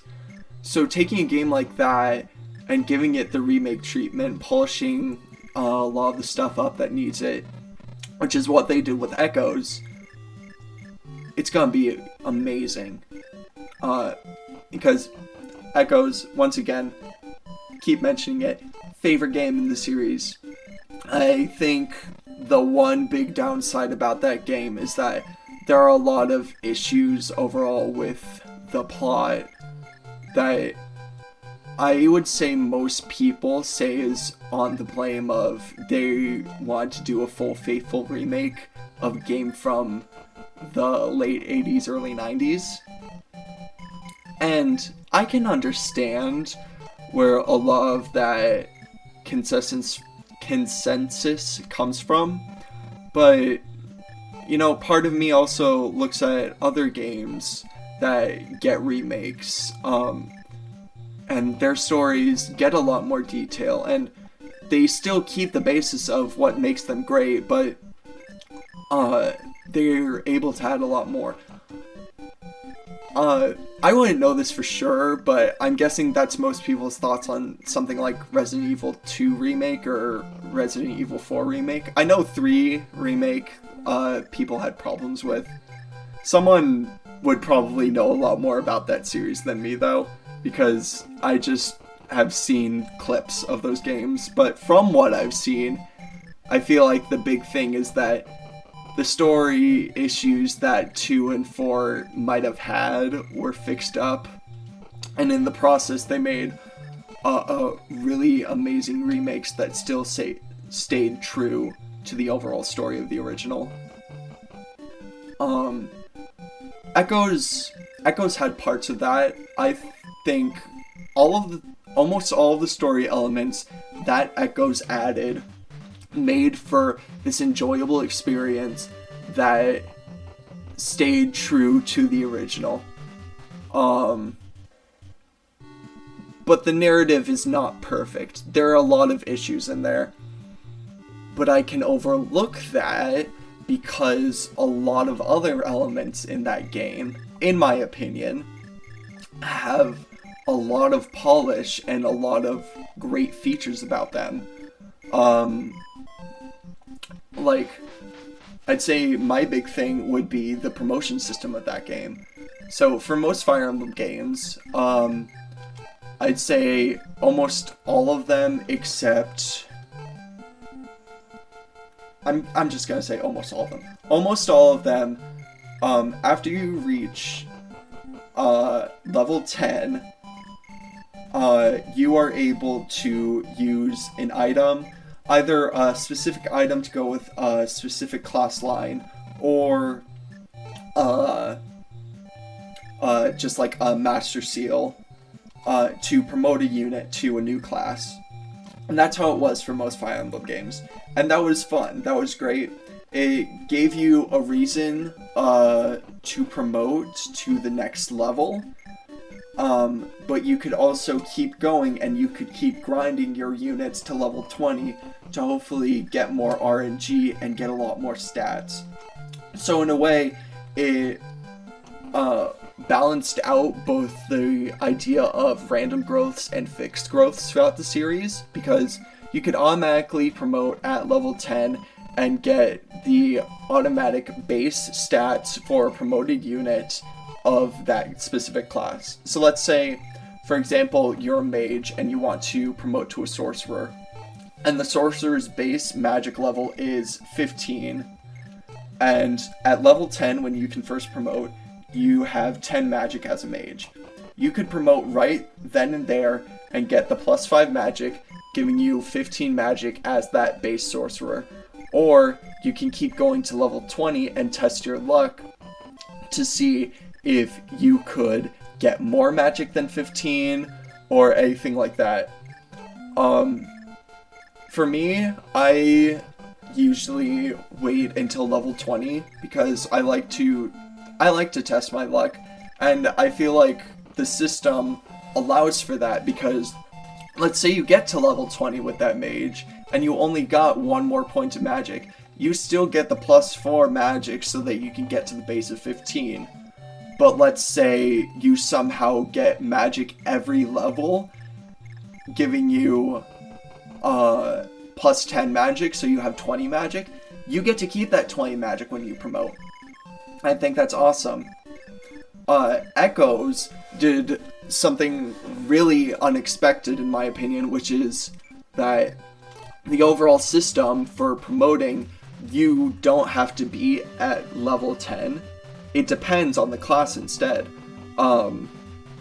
So I don't know if it's different for Gaiden, but specifically talking about the villagers, I believe for Echoes, it's you can promote at level 3 for the villager class, which makes sense because the villager class is it's very mediocre, and the reason that it's mediocre is that it's a base class that you start out with so that you can choose which class you go into next. But you can keep that villager at level 3 and you can promote then and there, or you can keep leveling, I believe, all the way up to 20 with the villager and then promote. And a lot of the stats that you get to keep when promoting. There are a few differences. There are some added stat growths, or you lose a few points in certain stats. Just because for the villager, you're able to promote into several different classes. It's kind of like Three Houses in a way, where you start off as this regular class, and then you get to choose like 4 classes. You get to choose from 4 classes which one you want to go into next. Unlike Three Houses though, which had a leveling system, a promotion system both based on levels and on overall proficiency in different weapon types, you only had to worry about levels in Gaiden, and you only had to worry about levels in other games. Which I will say works a lot better. Three Houses experimented with a lot, And the overall promotion system and the idea of it was interesting, and I think there are some positives that came with it, but like you can make a lot more interesting combinations overall, and units weren't locked to a specific class line, but they still kind of were, because you have to spend so much time grinding out a specific weapon proficiency to get to where you want to be with a specific promotion. So you can't just super easily go from like a bow knight over to a grummery in that game. You have to put in a bunch of work. So in a way, I would say for Three Houses, that was really a game that tried to change things up and succeeded in some areas but failed in quite a few others, especially compared to Awakening and Fates, which probably had one of the best promotion systems of every Fire Emblem game.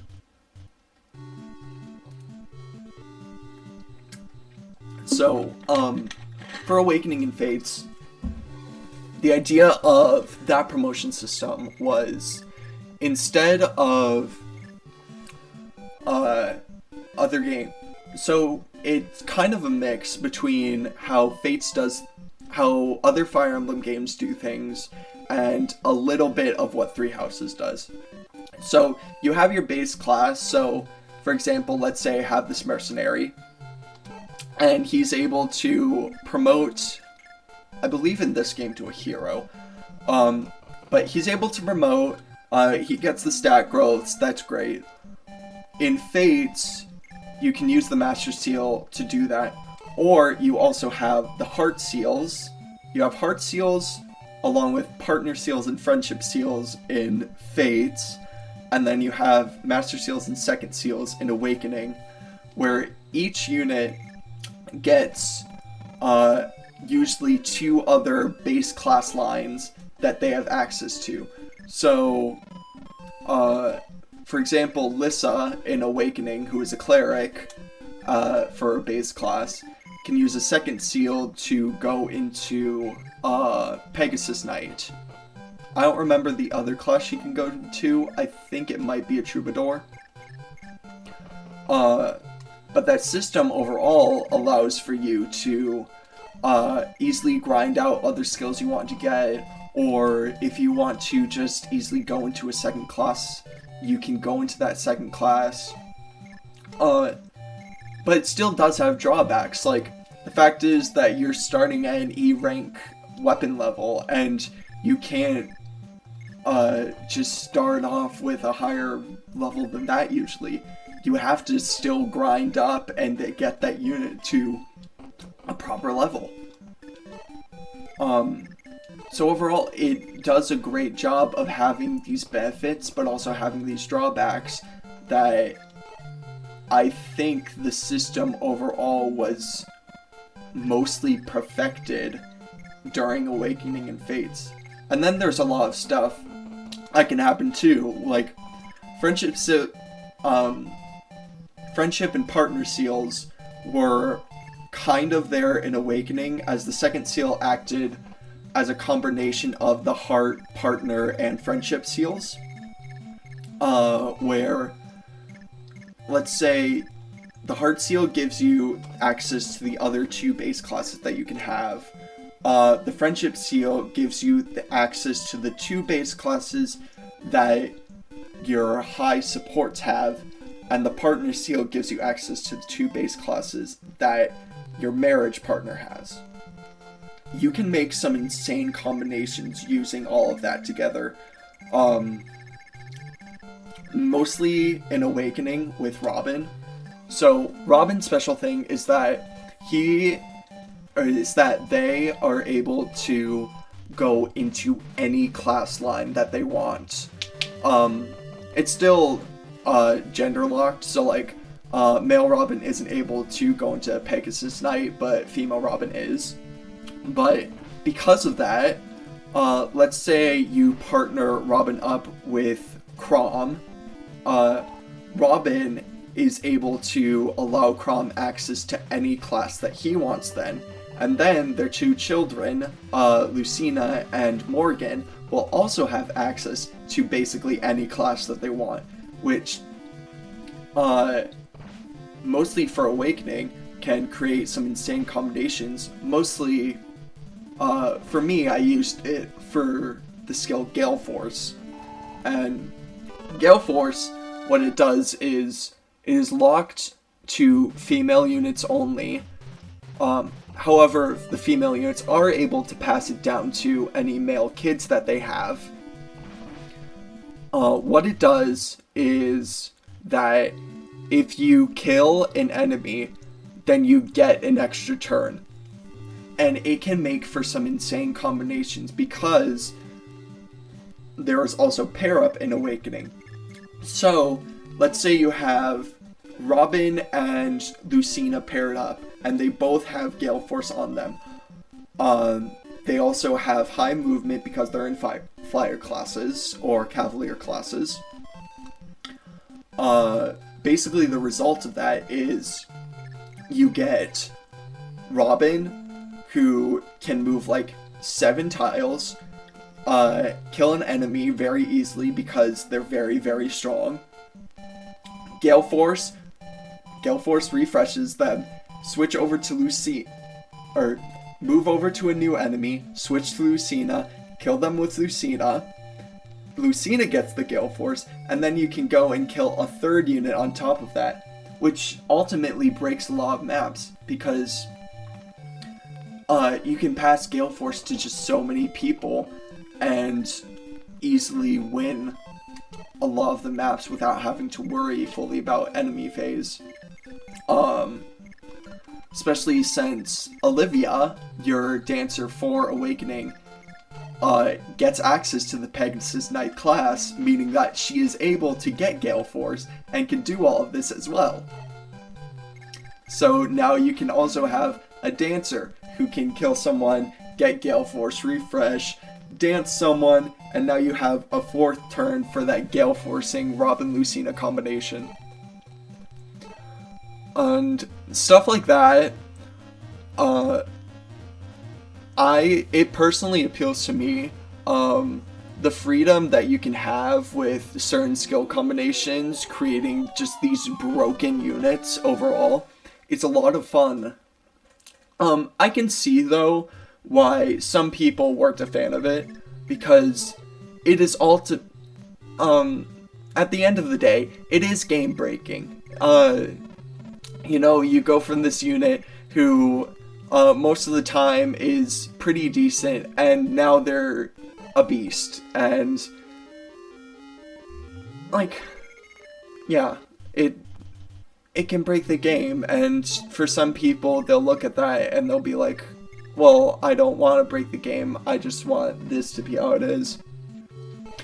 But for some games, I feel like Awakening usually does a good job of making it so you don't need to create these broken kits of units if you want to try and win battles. I will say a lot of the harder challenges, especially Apotheosis, which is like one of the hardest DLCs for Awakening, definitely requires a lot more from you in terms of creating absolutely monstrous units and skill combinations. But just for like the regular quest line overall, I would say that the game does a pretty... Chicken just missed. Oh my god. The game does a pretty good job overall of balancing out that kind of stuff. Of course, then you have other modes. Lunatic Plus. Okay, so there are also other modes in a lot of Fire Emblem games, which the entire point of them usually is just to be completely unfair. Maddening mode in 3 Houses is a decent example of that, because a lot of the systems in place in that game, especially on certain routes. I would say Silver Snow might be one of the hardest maddening routes, because all of the enemy units are just so much stronger. You don't get a proper second lord. You don't get Edelgard, Dimitri, or Claude, which makes a lot of the game a lot more difficult to get through, because those 3 units are so strong. And then a lot of the fights themselves are just very, very difficult to get through. Either requiring you to try and get through a place in a certain amount of turns, or else you're gonna be overrun by enemies. There's other maps that just have way too many ambush spawns. But the really big one is probably the final map of that game. So the final boss of that game has 4 different health bars, and though their overall area that you can attack them is like 9 tiles big, which is huge and makes it so that plenty of units can attack them, they still have those 4 health bars that I believe for all of them are over 100 HP for each. Like, it's insane how much HP those units have. And then, on top of all of that, they have very big AoE attacks that can easily kill or at least damage a bunch of your units. There are enemies across the entire battlefield that you need to defeat, and if you don't defeat them, then they will sacrifice themselves to restore the HP of the final boss. And then, on top of all of that, I believe for the final 2, possibly 3 health bars, the final boss has Miracle. And Miracle gives you a % luck chance to survive a lethal blow and survive with 1 HP. And that boss has, I believe, about a 30-ish% chance of activating Miracle because of their luck stat. Meaning that, let's say you finally get to the boss, you've kept all of your units alive, you've killed all of the units around them who can heal them up, and you're finally there. You now have to deal with all of the Miracle BS, meaning that you could easily get to that second to last health bar, or even that last health bar, and Miracle activates, and they survive the lethal blow. Enemy phase happens, AoE attack happens, your units are dead. It is unfair, but I do kind of love it. I feel like it's called maddening mode for a reason, you know? And the idea of you being forced to use Divine Pulse, might suck, but let's face it, this is a full strategy game, and, you can choose to do whatever you want. You can choose to do every single Divine Pulse that you have. You can choose to use all of those. You can choose to use none of them. And it's really up to the player to decide what they want to do, which I love.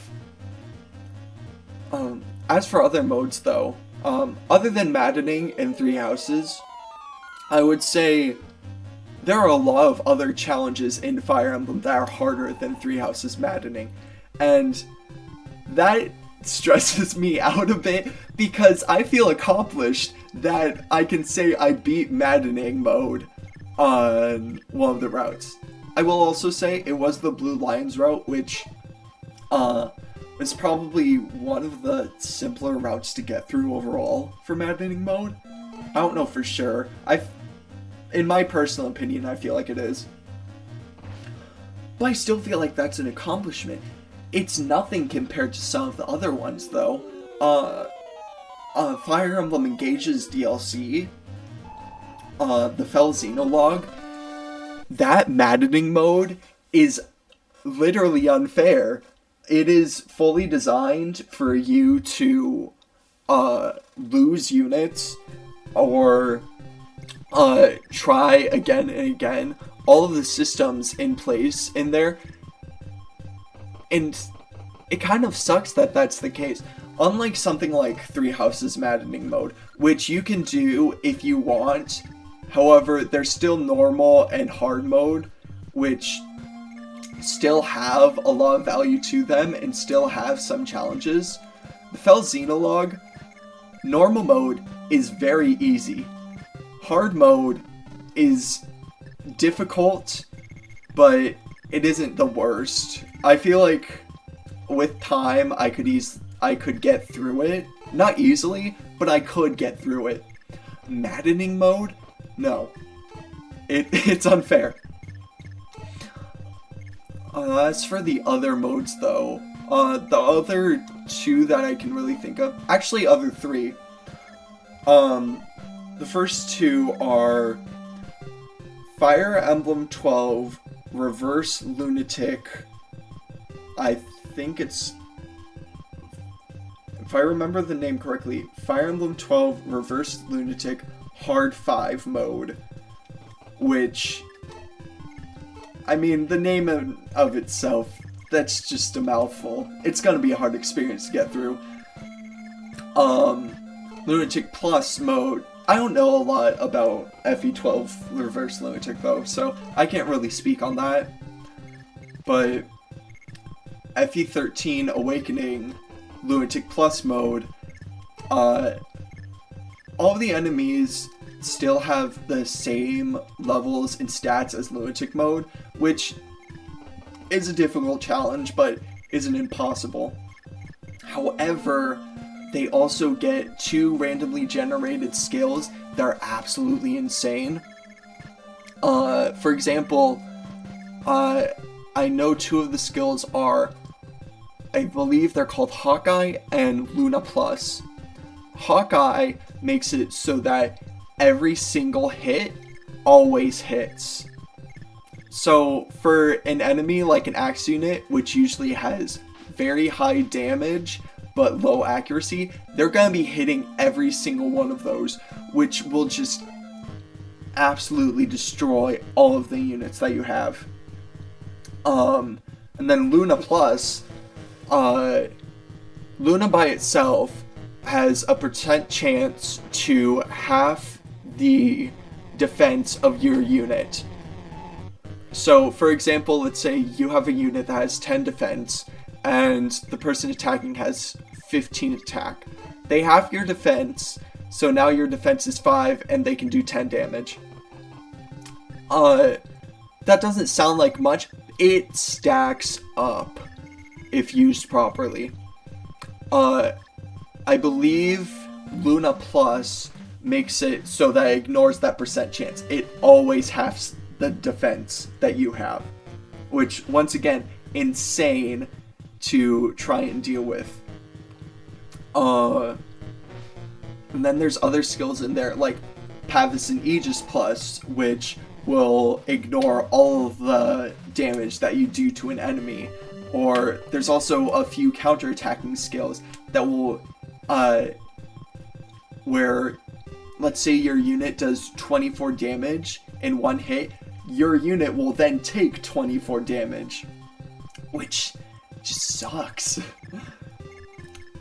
I'd say the final, like, more difficult mode that I've seen talked about a bit is Radiant Dawn's hard mode in the English version. And it's for a very, very important reason, being the English translation. I've, like, mentioned a couple times during this stream about how the English translation of Radiant Dawn was awkward. I'm going to finally basically say what exactly happened was... Are you playing on more difficult? So, I'm thinking that for the other games, the ones that I've beaten, I'm planning on playing the more difficult modes of. So, for example, the Awakening, Fates, Radiant Dawn, I'll try and play the more difficult modes. But for the games that I haven't played, I'm going to play on either the regular mode or the quote-unquote easy/normal mode. I'd say Sacred Stones is probably one of the only games that I'll go full on and do the hardest mode, because that game is very easy to beat. As for Radiant Dawn though, I'll most likely be doing normal mode, and it's because the English version of Radiant Dawn... Actually, to go back for a moment, when Path of Radiance was translated into English, it had normal, hard, and lunatic modes in Japanese. For the English translation, they got rid of the lunatic mode and put in their own easy mode into the game, meaning that Western audiences never fully got to experience the hardest mode of Path of Radiance. Well, when Radiant Dawn was being translated to the West, they had, once again, normal, hard, and lunatic in the Japanese release. Going over to English, they wanted to keep the names of easy, normal, and hard like they did for Path of Radiance so that players wouldn't be confused by it. But they didn't create a new easy mode for Radiant Dawn, meaning that easy mode in Radiant Dawn is normal mode. Normal mode is hard mode, and hard mode is lunatic mode. Which actually brings to light another weird thing about Radiant Dawn, which is once that game reached the hands of reviewers, because they knew that the easy mode of Path of Radiance was easier than it actually should be, and that normal mode was the regular version to play for Path of Radiance, they started on normal mode for Radiant Dawn, and the reviewers were having such a hard time that led to the reviews of Radiant Dawn just plummeting quite a bit, because the reviewers couldn't beat the game because they put it on hard mode. But because of that, I would say Radiant Dawn kind of goes down in infamy for me, for its hardest mode isn't as hard as a lot of other Fire Emblem games, but overall the story behind it and what exactly happened is just so funny, in my opinion. I have actually, when I first played Radiant Dawn, I beat the game on the normal mode, so easy mode. I actually started a second playthrough recently on normal mode, and it's been a lot of fun. So I haven't completed it. I only have like a couple chapters left of that game.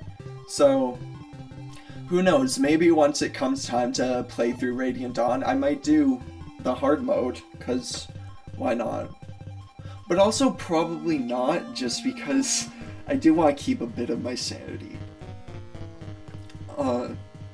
Another interesting thing about Radiant Dawn and the development of that game into the West is that the story was also butchered in the English release. So when it was released in Japan, normal mode, easy mode, whatever, had a more simplified version of the story overall. That the real point of it was, so normal mode was more directed at beginner players who wouldn't want to really think about the more complex story that was going on throughout the game. Or at least I believe that's the reason. Basically what ended up happening was normal mode had a very simplified version of the story. Then when translating into the West, instead of looking at that and deciding, either, hey, we're just going to translate both of them, or we're going to do the full story of the game, we're going to translate that. They only translated the simplified version of the Radiant Dawn story. So I honestly, to this day, don't fully know the entire story of Radiant Dawn. I only know the simplified English version of the story. If I could, I would absolutely want to know what the entire story is, because a lot of the elements I feel that were in the simplified English version, they were just very, very awkward things that were in there. Well, the big ones being the Blood Pact, which that's an entire thing for another day. Anyways, let's go on to the next chapter. Prince, look! The bandits left 15,000 gold in the castle's vaults. By the way, this game just gives you so much gold. I have 30,000 gold now, which I believe the reason for it is, like, in the convoy and everything, you have to spend like 10 gold every time you use it, and, you know, you use gold to get items or stat buffs, stuff like that. But I already have 30,000 on chapter 4, and I'm just gonna keep getting more and more after this, so I feel like that's another big issue with this game, is just the amount of money you get is way too much. We can use this money to supply ourselves with equipment. Tomorrow we will arrive in Aurelis. For tonight, rest well. Also, who was that guy? A random king, I guess. Okay. Chapter 5. Or 4. 4. Oh. Okay. Now we're getting into the stuff that I don't know. Unit selection, return to map, move cursor, view items. Okay. Unit time. Okay, so from these units, I am able to select 13 of them to bring. Jagan as a unit, is very nice to have early game, but I think he's going to stay benched after this point. So Jagan, overall, his thing is that he is a pre-promote, which basically means that he's already been promoted to Paladin class. He has pretty great stats overall, and he can give you a lot of kills in the early game. The big problem with him comes with the fact that from that, he barely gets any experience, and if you keep using him and keep giving him experience, he doesn't have the possible stat growths that a lot of other characters are going to get, meaning that overall you're going from a unit that was great originally to just a mediocre unit who can't keep up with a lot of these other characters who really need to get these levels in. Other than him, I have to bench one more person. So, any suggestions? Who should I bench? Kane, Abel, Drog, Gordon, Cheetah, Reese, Board, Cord, Barst, Ogma, Caster, Julian, or Lena? Because I'm putting in Navarre. Navarre's a great unit.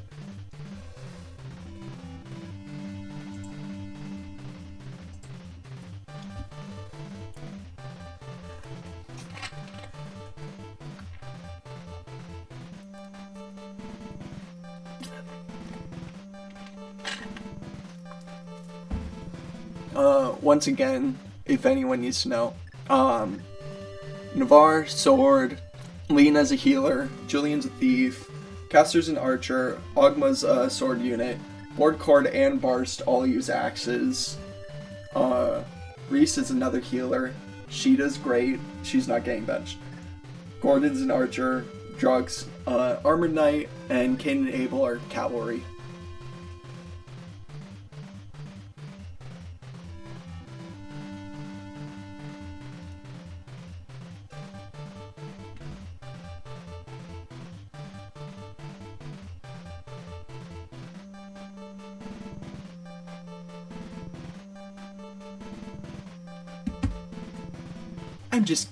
I'm gonna bench Gordon. I hate Gordon. His one redeeming quality for me, other than the fact that I feel like he gets more than Caster usually does, is... Actually, no. Caster's getting benched. I like Gordon more. It comes from the Fire Emblem anime. So, back in the day, Fire Emblem got, where are the units? Fire Emblem got an anime, but they didn't get a full one. Oh wait. After a hard-fought battle, Marth and the Altean forces finally arrived in the kingdom of Aurelis. Marth hopes to join his forces with Aurelis' army, but first he will have to rout the foes blocking his path. Far off, foreboding sounds of war horses began to drift towards Marth's army from the direction of the Lee. So back in the day, the Arcanea game, so this FE1, was supposed to get an anime based on it. I believe only 2 episodes were ever released to the public, and they're actually in English, but from that came a big joke,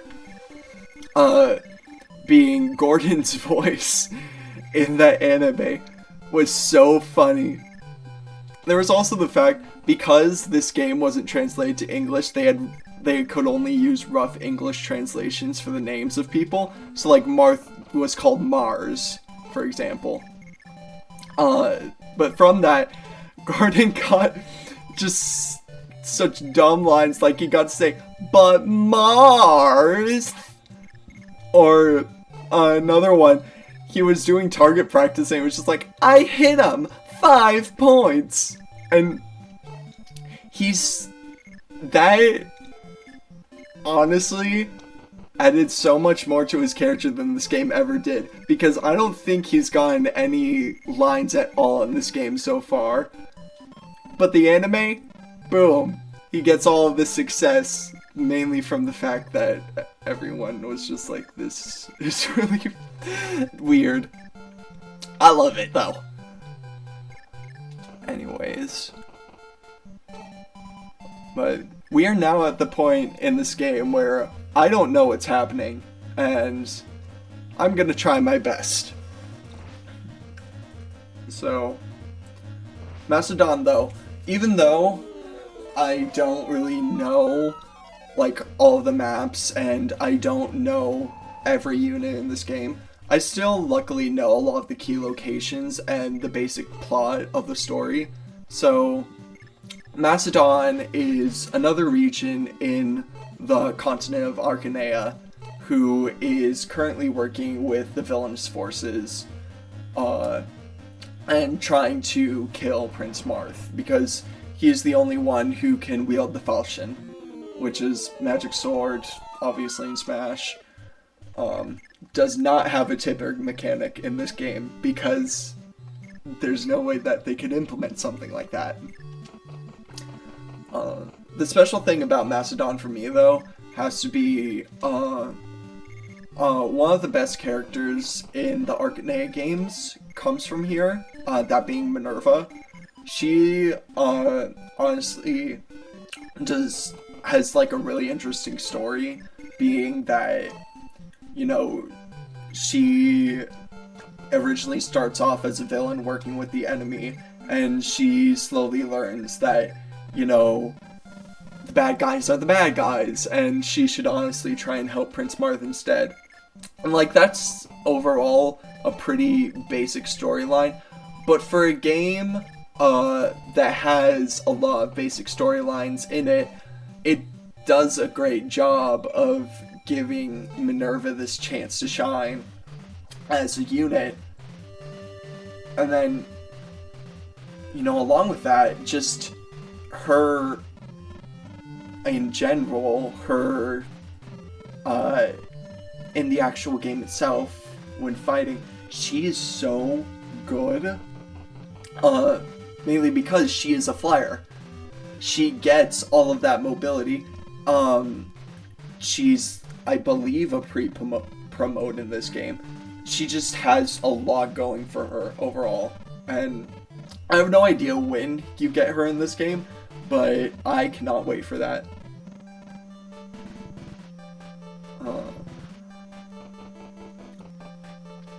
As for some of the other villain characters in this game, I would say overall they're still fairly basic, but they have some interesting parts to them. Like, the main villain of this game is, or the final boss of this game, Medius, is the Earth Dragon, and which is this the arena? It might be. If that is the arena, then that will be fun to show off. But so the main villain of this game is Medius, and you'd expect from the game called Fire Emblem Shadow Dragon: The Blade of Light, he would be a Shadow Dragon. He's an Earth Dragon for some reason, but his overall motivation, I feel, is very basic, which goes in line with this overall story. But where the villains really shine probably comes in Garneth, who, in this adventure, is meant to be the main sorcerer working with Medius to try and basically destroy the world and give dragons the world back, all of that stuff. What really comes from him is this thing of, I want to be this super powerful sorcerer, and my teacher kind of abandoned me, stuff like that, so now I hate him. Once again, I feel like overall this game does a good job of getting these basic stereotypes of characters you see in a lot of fairy tales and all these tropes and stuff. But they still do a good job of explaining the roles and giving more of a chance to connect with these characters. I could easily say overall that though the character motivations and all of that kind of stuff, it's the same type of plot you'd see anywhere else. It does an amazing job of easily introducing you into this world and to all of these characters. So then, later on, you can get a lot more complex and detailed information in certain games. And then, even then, some of the games, you don't even need that kind of stuff for them to be great. I will always argue for the fact that Fate's story has a lot of downsides, but the combat overall, all of the tools that you can use, everything throughout that game, makes it amazing. But even so, like, if you're talking about something like Fire Emblem Fates, you have to mention the fact that the story is awkward. A game is not just a single sum of its parts. A game is a whole thing, and you need to take that whole thing into account. Like, my favorite game of all time is Super Mario Galaxy. I absolutely love it. I think the soundtrack of that game overall is spectacular. Some moments still bring a tear to my eye, honestly, because they're just amazing. A lot of those worlds are really cool to explore. I love the Common Observatory. I feel like even through the simple movements and character work of Mario, Peach, and Bowser and Rosalina, you get a lot of information out of it. But I cannot deny the fact that mandatory motion controls are annoying to deal with. The game overall has a lot of awkward movements and a lot less movements than something like Sunshine or even Mario 64 did. And the overall camera movement of that game also sucks. And on top of all of that, I will also say that the more narrative storyline of that game doesn't appeal to everyone else. But I can't deny the fact that I love the game. it has faults. So does everything else. But I will say, third favorite game of all time, Super Paper Mario, no faults at all. Listen, I don't care. I don't care if I'm the only fan of Super Paper Mario. That game's story is great. And for those of you wondering, second favorite game, Mario Kart Wii. Like, it is... I don't care that my top 3 favorite games of all time are Mario games. Heck, I don't care about the fact that my second favorite game of all time is a Mario Kart game. Mario Kart Wii slaps, and the amount of stuff that it introduces, and the graphics of it, all of that stuff. Like, you can say, Mario Kart Wii does not look as good as Mario Kart Double Dash. I will agree with you. But listen, I have so much fun playing multiplayer with my family and friends in Mario Kart Wii more than any other Mario Kart game. Oh, and also nostalgia. Listen, I grew up with the Wii, so Super Paper Mario, Mario Kart Wii, Super Mario Galaxy, amazing Wii games, amazing nostalgia, love them. Going back to Fire Emblem though, I would say Echoes probably cracks top 5 of my favorite games of all time, probably. As for the other ones, I'd say Radiant Dawn, Awakening, Fates, and Engage all have a chance to get in the top 10. I feel like all 4 of those games I like for several different reasons overall, and each of those games have different strengths that the others don't. Other than that, the other games I've beaten, Three Houses and FE7 are also both great games. FE7 is definitely one of my favorite Game Boy games. Like, the game story, once again, fairly basic, but the amount of stuff that you're able to do and the amount of customization you feel like you're able to do even with these basic units that you can't really get out of their basic classes, it feels like a lot. And a lot of my complaints with that game and with Sacred Stones just come from needless grinding that sometimes needs to occur. Three Houses, interesting story. I had fun first playthrough, I had fun second playthrough, but the replayability of that game, the fact that part 1 of that story, the first like 12 or so chapters of that game, are fun on a first playthrough, but then it just becomes so tedious after that because all you really get from the different character interactions for each route is just like basic one-liners from each character, which adds more to what they have, but during part 1 you don't usually get that much information about or that much development from characters outside of supports. The only characters that really get a lot, Lena, where have you gone? Even if it could be just one more, whatever. It's Mathis.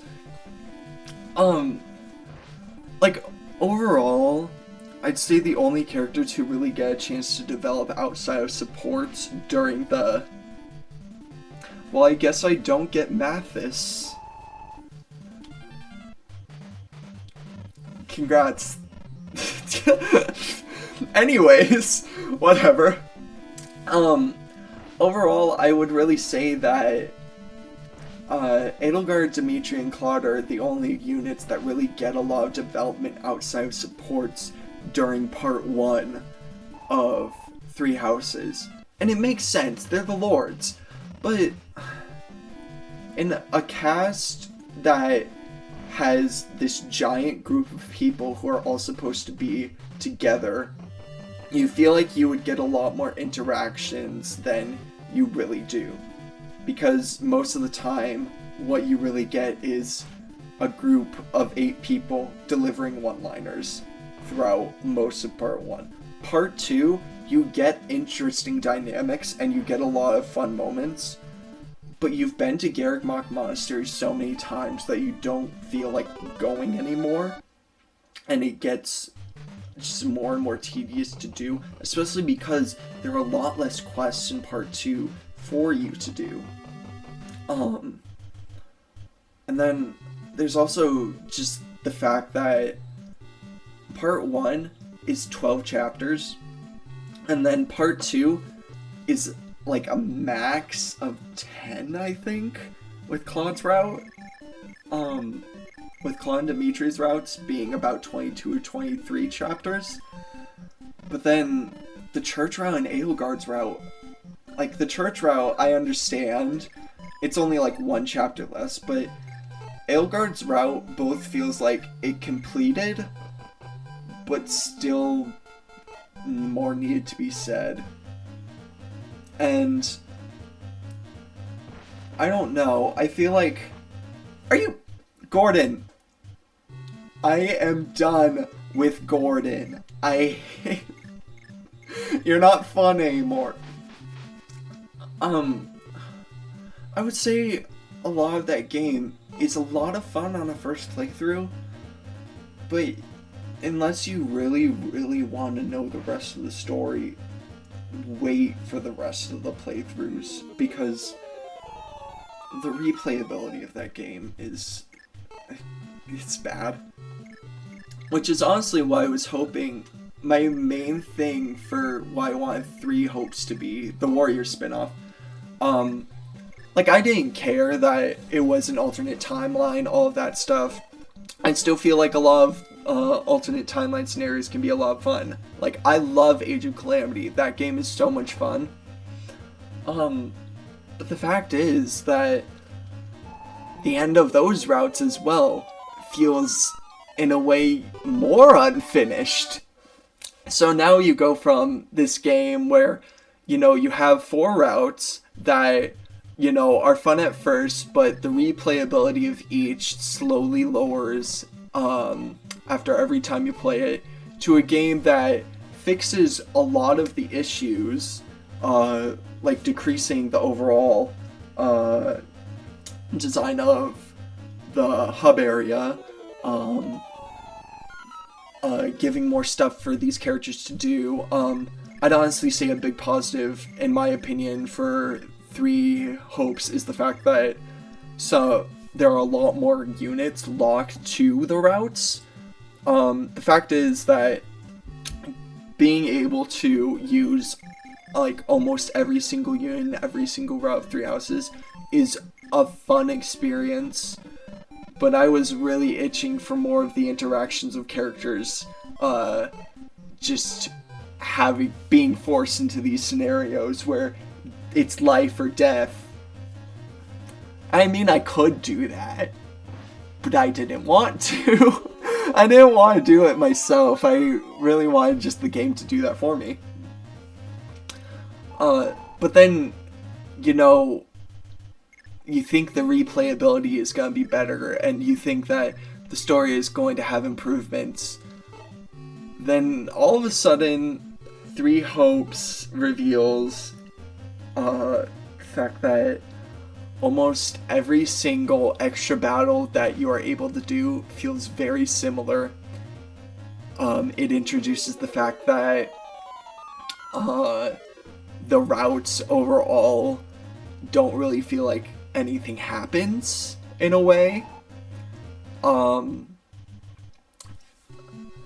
Like, it doesn't feel like it really ends in any of the routes. Especially Edelgard's route, which was the one I was hoping for the most, would finally, like, make up for my big problems with Crimson Flower. And then all of a sudden, Scarlet Blaze comes in, and it fixes the issue of her not defeating those who slither in the dark. but then she also doesn't get to defeat Dimitri or the church, and it just kind of ends super awkwardly. And then, other story, Arvel's story could have also been really interesting, as this opposite to Sothis, and all of a sudden, instead, you get basically 2 chapters that are dedicated to Arvel and Epimenides, but nothing really happens from them. So, it's another game where I honestly tried.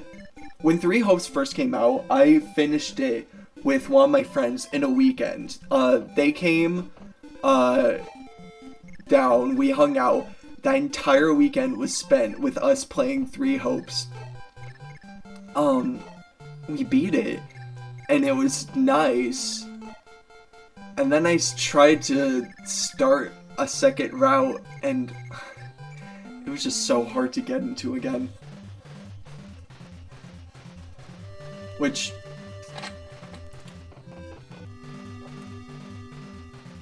I would say overall is one of the bigger advantages of the first Fire Emblem Warriors game, which is that, oh, that's not good. Unlike Three Hopes, the amount of replayability of Warriors 1 is insane. And, it's really funny to me. There are a lot of elements that are in Fire Emblem Warriors 1 that have problems. I would say one of the biggest ones is overall with the cast. You'll see it eventually because I'm planning on playing it. The fact is that it's basically just Shadow Dragon, Awakening, and Fates, and that sucks. And then on top of that, there are a lot of characters that act similar to other characters in that game, and that also sucks. But, man, the replayability, the overall story is short and to the point, simple to get into, and though it feels fan servicey, I'm okay with fan servicey, and it brought a smile to my face. It was cute, and I liked it, and I loved it. And then you had the extra mode, the history mode, which I feel is really what Three Hopes was lacking, was once you beat the main story of that game, you start another route. You don't get really much of any extra missions that you can really do. You can play through any of the routes another time, and you can do it on New Game Plus, so units have the levels and the classes and the skills that they had, or you could start all the way from fresh. You could also just replay singular missions or singular main quests that you did in the previous routes that you've done so far. But I don't know, there's a difference between being able to do that and taking all of the units that you have gained throughout a playthrough of a game and going into the side mode and just having fun. Which is really where I feel Warriors 1 shined. History mode in that game gave so many more challenges that didn't change that much. It was the same basic defeat this amount of enemies, or defeat this boss, capture these outposts, keep these units alive, stuff like that. But there was just so much more extra challenge in all of them, and there are a few extra units that you could get. And Lynn, Celica, and Anna are all kind of clone units in a way, yeah, but they were still really fun additions to have, and they're so much fun to use, in my opinion. And then on top of all of that, the other thing that I feel Warriors 1 does very well that honestly Three Hopes can't really measure up for this one is the fact that you get all of these units from different games, and you get to see their support conversations. I've already mentioned plenty of times, I love the support conversations in Fire Emblem, and the fact is that you get to hear these supports from characters that are in the same game as each other, characters from different games, characters from different times entirely. That stuff is awesome to see. One of my favorite ones, personally, is Shida, Hinoka, and I believe Minerva. No, Cordelia. So one of Shida's special things is that for her special in Warriors 1, she makes 2 copies of herself and does the triangle attack, which was a really big thing that the White Wing trio in the Arcanaia games could do, which basically gives you a guaranteed critical hit if you surround the enemy with 3 of your units.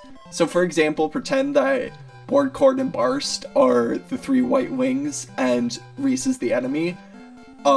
If they're lined up like this, that's an automatic critical hit, which is very nice to have. It can be, I'd say it's a little bit niche just because, you know, you have to have all 3 of your units lined up, ready to go, all of that. But the fact is, a guaranteed critical hit is a guaranteed critical hit. And guaranteed critical hit is very, very nice to have.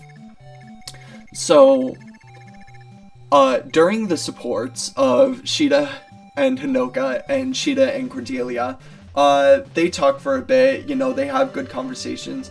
It's nice to hear in general because they all use Pegasus Knight, so that's interesting to see. It's interesting to see, oh no. It'll be fine. It's interesting to see their overall dynamic. The really cool thing comes in from the fact that once you reach the A support with Cordelia and Hinoka with Shida, the triangle attack, instead of being clones of Shida, becomes Hinoka and Cordelia. That's awesome. I'm pretty sure that's one of the only instances. Oh no. Well, we're gonna reset this chapter. Oh, Marth, for you to die here. Restore game for most recent save. Someone record that. I want that on my deathbed. I want someone to say, oh, Grant, for you to die here, restore game for most recent save.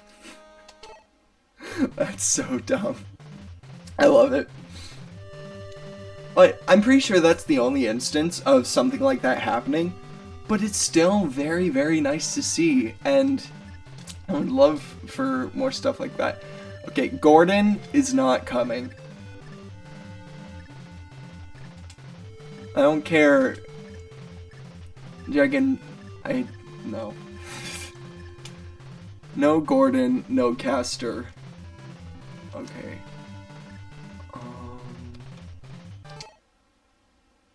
What did I do? Oh well. Wait. Oh, I think rewind's in this game. Should I rewind? Because, I mean...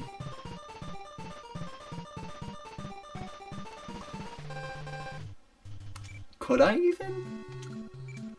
Wait. What's that? How does this thing work? Okay, technically, I could rewind back to that turn.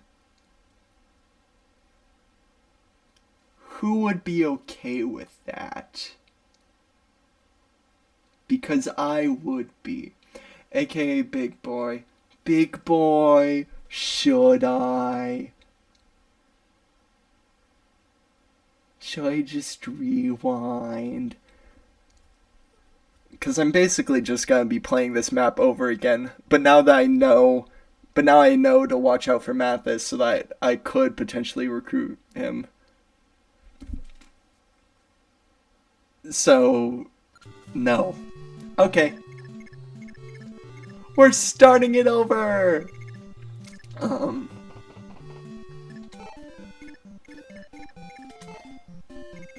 I believe overall, this game's length is pretty normal for most FE games. I think it's around 25 chapters, plus like 4 or 5 extra chapters. So it's a pretty, I'd honestly say it's a pretty lengthy game for this time. Like, there's definitely a lot of speedrunning strats though, which I don't know, and I've been told by a whole one person chatting. Thank you, big boy. You see, it's funny because I know him in real life. I've been told by him that I cannot look up a guide, and I am sometimes a person of my word. So, anyways, though, going off of length of Fire Emblem games, though, I'd say usually I'm not a big person on like the length of an overall game. If you give me a Fire Emblem game that isn't too long, but the amount of content makes up for it, I'll be okay. There are some games though that I have an awkward time with. I already mentioned Three Houses. Three Houses is definitely my big example when it comes to the amount of chapters, mainly just because it just feels awkward to me that Eogard's route is so much shorter. It's like 18 chapters compared to everyone else's 22 or 23. Well, that house was worthless. But then you have a game like, I believe Sacred Stones is one of the shorter Fire Emblem games. That story for me, personally, is not a big deal. It's probably my least favorite Fire Emblem game that I've beaten, just because a lot of the good elements of it I feel like could easily still be applied to the other GBA game I've beaten, FE7, and then the story isn't that big of a deal for me. It was just I couldn't really get into the lords Ephraim and Erica. I wasn't a huge fan of them. But like the length of that overall game was, I think, only about 21, 22 chapters, which is obviously much shorter than Binding Blade, which was about 25 chapters plus a few extra missions, and Blazing Blade, which was like 33 chapters plus some others. I don't know, I think Big Boy's pretty untrustworthy. I agree, honestly. From the time that I know him, very, very untrustworthy person. But, listen, I do kind of want to get mad at this. So, I'm gonna just do this. I feel like this is also a bit of a different scenario than something else. Like, if I was right next to the boss, I would be restarting, I would be going back. Unfortunately, I've known him longer. Yeah. Sorry. That sucks. I'd say if I was like right next to the boss, it would be a completely different story. Like, I would be resetting so much. But in this case, I'm fine. It'll be fine. Okay. Yeah, but for a game like Sacred Stones, where I couldn't really get invested personally in the lords, and the cast overall, like, La Rochelle was an amazing character, and I love her, but there are some characters in there that just didn't appeal to me very much. I feel like the overall length of that game was still pretty good. There are a lot of positives that I still have about it. But then there's other games. Radiant Dawn. I keep coming back to it. I have so many thoughts on that game because there are so many positives, but there are also just negatives that come with it. Like, for this one, for chapter length, that game is beefy. I'd say chapters overall, I think I looked it up and like calculated it out because they're separated into 5 distinct like chapters, quote unquote. So technically there's like 5 chapters, but inside of that there's a bunch of different story missions. So the overall amount of battles that you have to do is, I believe, more like 40 something. It's like mid 40s, which is an insane amount. And one of the things I really like about Radiant Dawn is the fact that they do a good job of giving you different armies to command. So you get a lot more units to use and a lot more scenarios that you can do throughout it. But then that also comes with problems. Some of the characters in the cast aren't as developed as some of the other ones, mainly because a lot of the new characters that you have are separated to a single route, while like almost all of the characters from Ike's game are in his own route and in his own army. So you have these characters, and then overall the game also isn't very balanced with the armies. Like, you get about 13 chapters with your first army, and you get to develop them, figure them out, create a playstyle, and then you move on to the second chapter and new army, which, by the way, is Alencia's army. Best army, go Alencia. But now she has completely new units, and like a unit or 2 from chapter 1 comes back to join Alencia's army, but most of the units you get are brand new, who obviously were seen in Path of Radiance, but still, now you have to deal with all of these other people. They get all of the levels, and then after that, you get into Ike's army, who has a different set of levels. You grow him up, and now all of a sudden you're controlling your first army with Micaiah as the lead of that army. But guess what?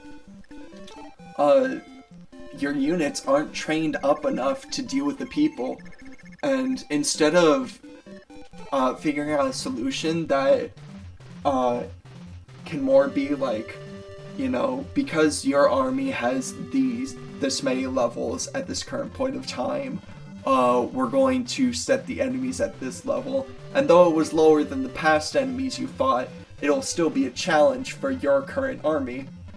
Instead, all of the enemies are at the same level that the units you were just using are fighting.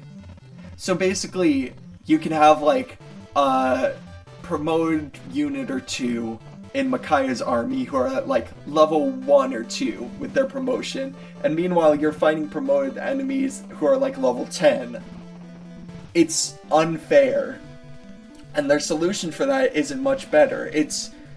Their solution is giving better weapons, which could work if the problem wasn't that some of the units can't use those weapons.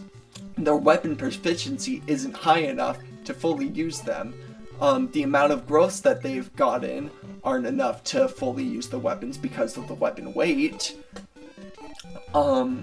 And then it also just causes problems with the fact that what the weapons and how strong they are do matter, but what really matters is how strong the unit is. And because the unit isn't very strong, the weapon won't have much usability after the like chapter or 2 that you get to use it for. So then you're back to square one with these units who are underpowered, who you've barely been using.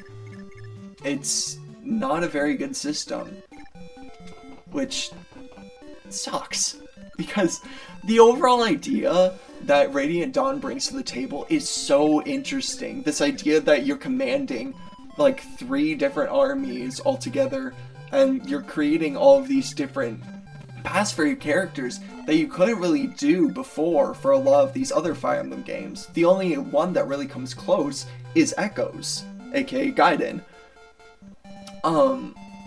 But there's just a lot of issues that happen, and it makes me really hope that if Radiant Dawn ever does get remade, those problems will be fixed up, because if they are able to work on it very well, like create a system that works perfectly, that game's going to be amazing. Like, the ideas that they can bring in are so good, which I think Echoes and basically Gaiden, they can really use that as stepping stool, I guess, I don't know, for the overall idea of that. So, in Gaiden, which we'll obviously see, listen, I'm gonna complete this game on stream, and then I'm absolutely going to Gaiden. I'm very excited for Gaiden. Gaiden, which was then remade into Echoes, the idea of it is you have 2 armies that you're controlling, Alm's army and Celica's army, and both of them have their own fights and missions that they need to get through on separate points of the map. So you have these 2 different groups of characters that you get to use, and you can use them basically whenever you want, but you still need to complete the story of both of these armies.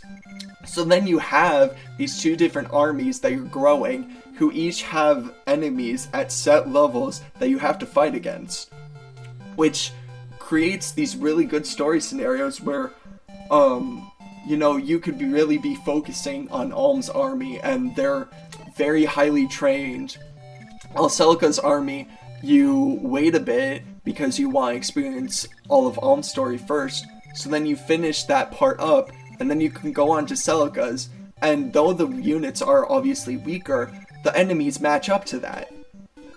And that's definitely one of the biggest positives I have for Gaiden and Echoes altogether, is that they do a great job of taking these 2 separate armies and creating a reason why you have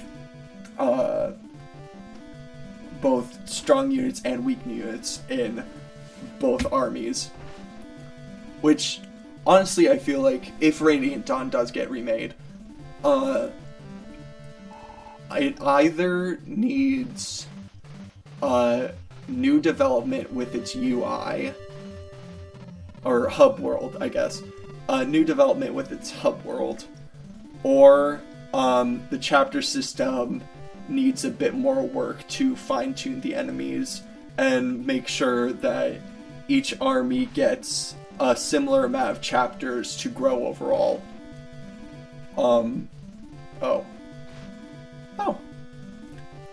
Might get Mathis. Huh. If they decide to go with the hub worlds thing, I feel like it could work out, especially because then you could easily switch between the armies that you need to get through. However, I feel like the story would be a bit awkward if you did that, just because, unlike Echoes, Radiant Dawn's story revolves a lot more on one army doing something and the other army responding to what exactly is happening. So I feel like the chapter system overall works a lot better for Radiant Dawn and its story, meaning that I would say in order to fix it up, you would really just need to tweak up the enemy levels so that your units can actually be trained properly, for one. And 2, I would say add a couple more story chapters for the second army that needs a lot more development, because you get to some great moments later on in the story where your 2 armies fight and you take control of one of them and you have to fight against the other one. Except when you're using Makai's army, it's a super hard challenge because all of Ike's army is just super super high level and way better than your army. But then when you're playing as Ike's army, it's a steamroller. You steamroll over Micaiah's army, and neither mission is very fun. Where's Lena? Okay, Lena, Mathis. Mathis, is that you? It's me, your sister Lena. Lena, what are you doing here on the field of battle? I was captured by bandits, but the Alteans saved me. What about you? Why are you part of this army? I know you fled Macedon because you do not love Prince Michaelis, but things are even worse there now. He must have it out for me because I was pressed into the army. Now I'm stuck here. I don't want to fight, but the punishment for desertion is even worse. Don't be a coward! You must stand up and choose the path you believe in. Macedon has joined forces with Dollar, and the people suffer from it. It's mortifying. Brother, it is not too late. Join the Altean army. They will welcome you with open arms. They are truly wonderful people. I understand. If I am to die, I should do it honorably and with style. I suppose it won't be any less strict here, though. After all, I have a sister who can say no to a prince. On that topic, have you found a man that you do like? No, there's not one. Well, you're still young. You'll find love. Just avoid thieves and scoundrels.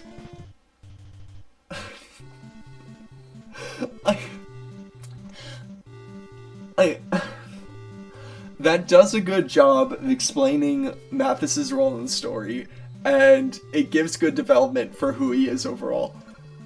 But that last part, why do we need to know about Lena's love life?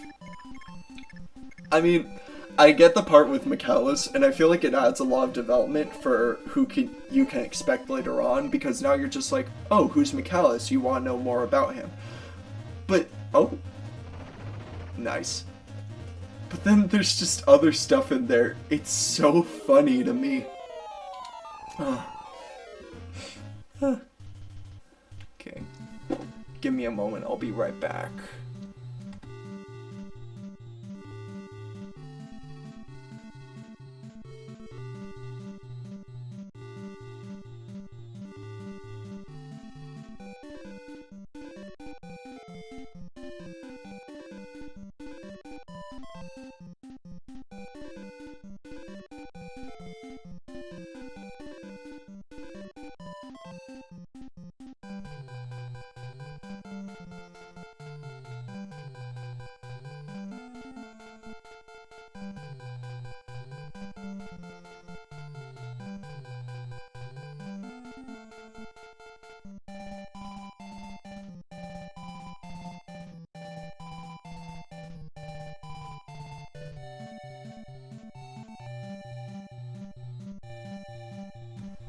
Okay, I'm back.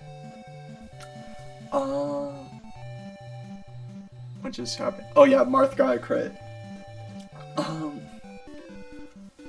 Yeah, I feel like that does a good job overall of... It gets you prepared for what exactly you can expect, who you could see later on. Like, who exactly is Michaelis? It's clear that he's some royal in Macedon, and you'll find that out. Of course, I already know who he is. He's the Prince of Macedon, he's the ruler, he's Minerva's brother, he's the oldest, all that. Spoiler. Spoilers for a 40-year-old game? Something like that.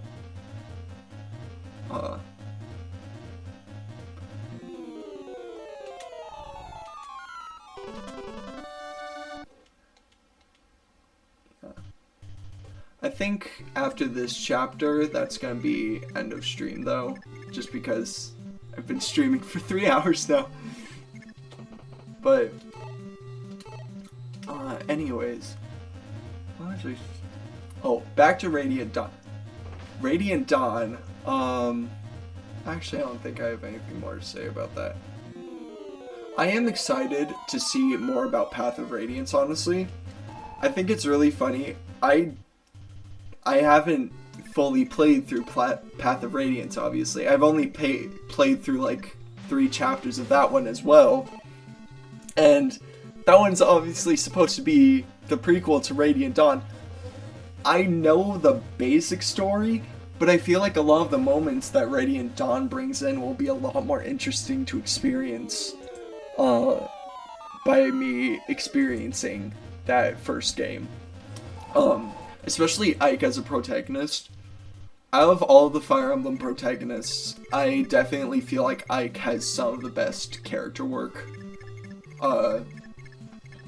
I'd say, personally, though, Alm might take the cake for me for favorite Fire Emblem protagonist. He is very, very interesting as a character. The dialogue that he has in Echoes is pretty well done. The voice acting, great. I feel like his overall story is a lot of fun.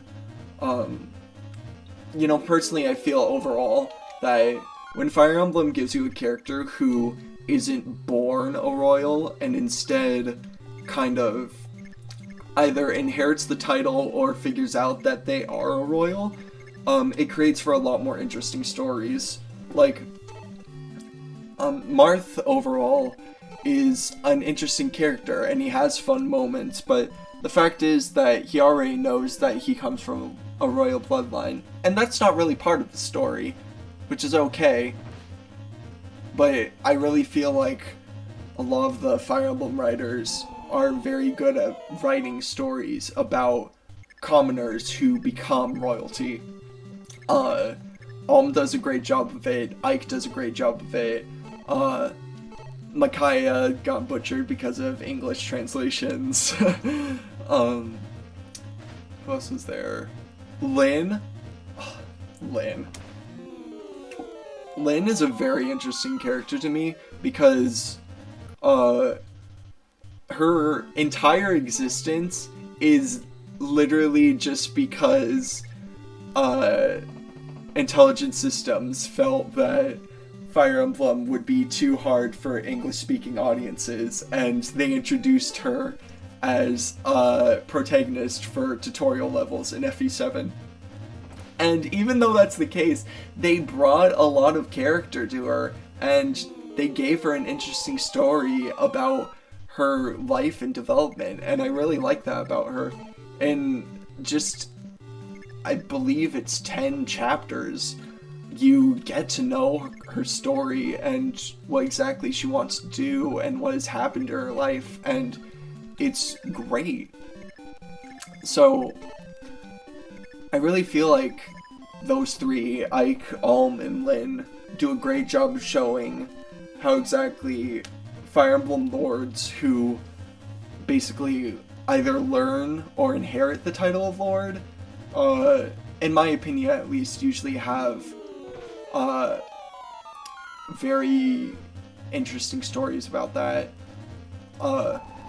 Obviously, as compared to people who already knew they were royals who, can't really do that. There are some other characters out there whose stories are really interesting, though. But, like, there are so many where I want to know more. I'm gonna mention Genealogy again. I'm so excited to experience that game because the amount of compliments that I feel like people have for Sigurd, it's a lot, and I feel like a lot of them make sense. Like, the overall his story is very interesting, and for those of you who don't know what exactly Sigurd's story is, it's it's tragic. He has a fun time, and he gets a little sunburn, and that's all I'll say about him. There are some other characters though. Marth really isn't an archetype. He might be the Lord, and he might be the basis for a lot of Lord characters, but most of the time they get a lot of development and aren't just the same exact person. But from what I've seen of other Fire Emblem stories, it does look like a lot of them kind of take the basis of Marth and use them for other Lord characters. I think the two biggest ones being Seliph and Roy, because both of them basically get the same story of their home is attacked by someone and they need to save it. Oh, is he gonna... Oh. Rest in peace, Barst. Dang. I feel nothing. But, you know, those two characters kind of have the same exact thing of Marth, of their homeland is taken and they want their homeland back and they need to get stronger, and they have this, like, little ragtag group of friends. But the positive of that is that Fire Emblem itself has already thrived on creating these stories of simple character storylines and improving upon them. So I feel like those two characters, even though they are very similar to Marth, they still have moments that makes them their own characters. Byleth, on the other hand, I should probably stop talking about Three Houses, because I know that is basically a wildfire, but I don't know. I couldn't really get into into Byleth. I think it's mainly from the fact that he doesn't speak, and you know, you would really expect that they would try and do something with the character of Byleth to make them more interesting, considering that they aren't able to speak. But instead, a lot of the dialogue just feels a bit stiff, and though it adds more to the fact that, you know, Byleth is a player character and the player gets to put their own choices in and all of that stuff, you just, in the end, you don't really get Byleth as a character. You more get Mark the Tactician from FE7 with the ability to actually be used in combat, which, if you know FE7, Mark the Tactician doesn't do anything. You probably don't even know who Mark the Tactician is if you haven't really played that much Fire Emblem. Because, like, Mark doesn't do anything. Mark is there. Mark gets, like, a few lines spoken about him, and that's it. And that's basically Byleth's role, but a bit more. Which, you know what? Three Hopes improved immensely on. It gave Byleth a lot more of a character that felt interesting, just from small points of dialogue and from the fact that they actually get more of a role as the Ashen Demon. And then along with that, you also get the mercenary Shez, who I think works a lot better as a character overall for that game. So that's just my opinion, though. Like, as for the other lords, Corrin is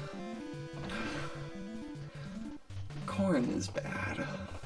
Like, I think Corrin was great in Fire Emblem Warriors. Because they didn't have to worry about being the main character, their personality worked a lot better as a side role, being the support.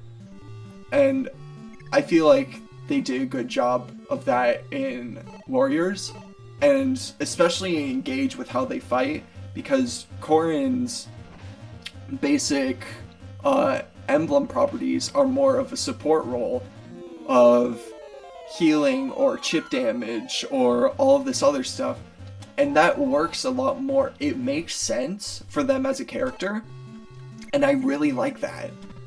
So, but then in Fates, like, the support role is interesting, but it doesn't fully work when they need to be the main character of the game. And instead, you end up getting basically just this character that doesn't really feel like much compared to a lot of other protagonists, which honestly brings me, if I did make one big change to Fates overall, like for all 3 routes, it would probably be that I kind of wish Corrin wasn't the main protagonist. Instead, it was either Azura is the main protagonist for all of the routes, or Ryoma is the protagonist for Birthright, Xander for Conquest, and Azura for Revelation. And I kind of understand why that doesn't work, because that would mean that your dancer is a protagonist, but at the same time, her story feels like a lot more interesting than Corrin's overall, and it feels like she has a lot more reason, at least mostly in Revelation, to actually put up this fight, because she knows the entire story of what's going on, and Corrin doesn't. I mean, heck, Azura makes the ultimate sacrifice in 2 of the 3 routes to ultimately save the day, which is more of a protagonist thing to do, especially for Fire Emblem. I mean, like, Corrin still gets their moment in those games, but it doesn't feel as big or as impactful as Azura's does.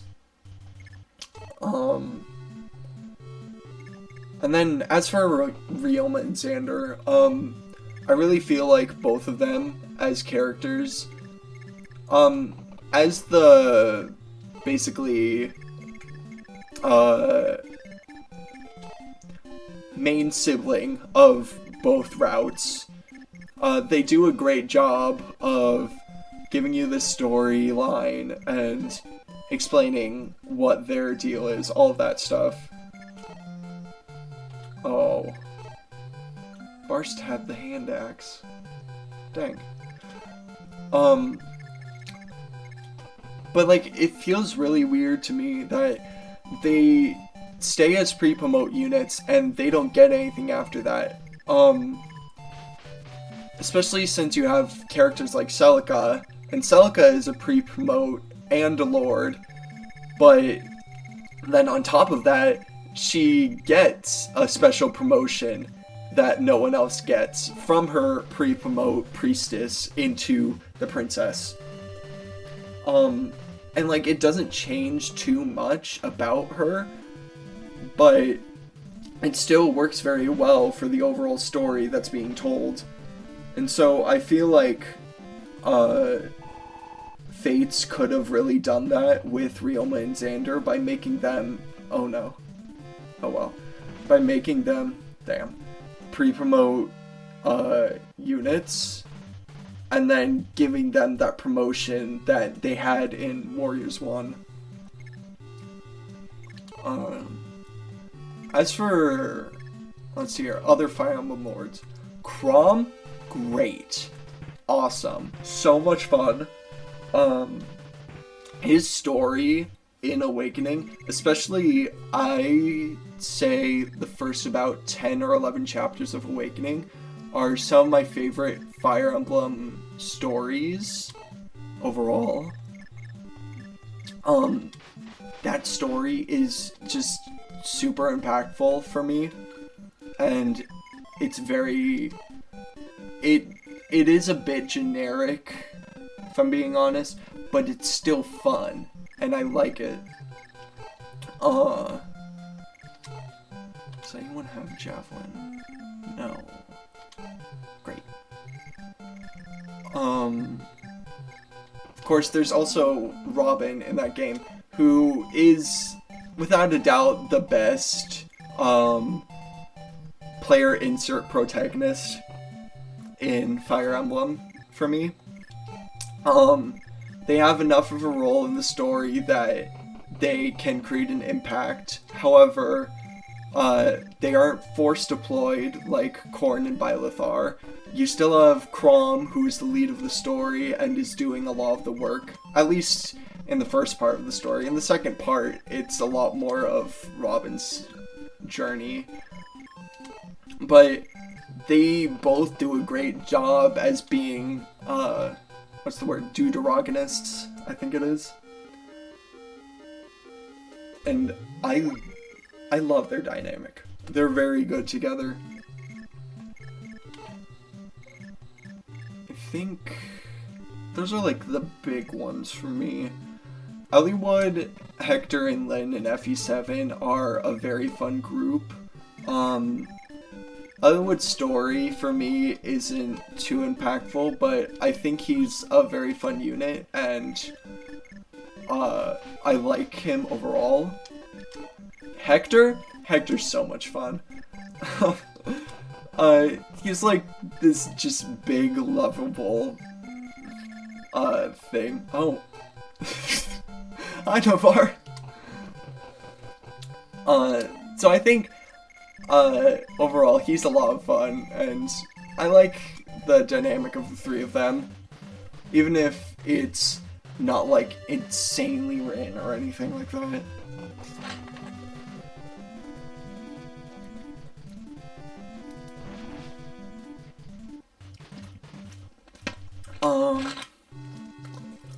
What else is there? Celica. So Almond Celica, I think I've already mentioned the fact that Alma is probably my favorite Fire Emblem protagonist. Celica I really like, but there's just certain things that they do in the story with her where it kind of feels like they both had a reason behind what she does, but also didn't really. I feel like her story really is the part of Echoes that people are just like, oh, quite a bit of this is the fault of this being a semi-faithful remake of an old game, because there are just certain things about it where it feels like they wrote themselves into a corner in a way, and they didn't want to try and change a bunch of stuff to make it fully different, but they didn't really have time in a way to flesh out a different scenario for what could have happened. So, and like, I'm being really vague about it, mainly just because Gaiden is the next game I'm gonna play, and I don't want to like fully say what it is, because, you know, some of these other games, maybe people are watching who haven't, you know, played Fire Emblem before, and they want to see what it's like, but they don't want like the full story spoiled. But like, Celica overall, I still think she's a fun protagonist. I just had some story issues, and the maps of her route, though, those did suck. The swamp maps are not fun in like any game, so the fact that she just kept getting them, and then right before that she had desert maps, and then right before that she had ship maps, it's not good, which does suck. So, but I mean, overall, how she plays though in that game, I love.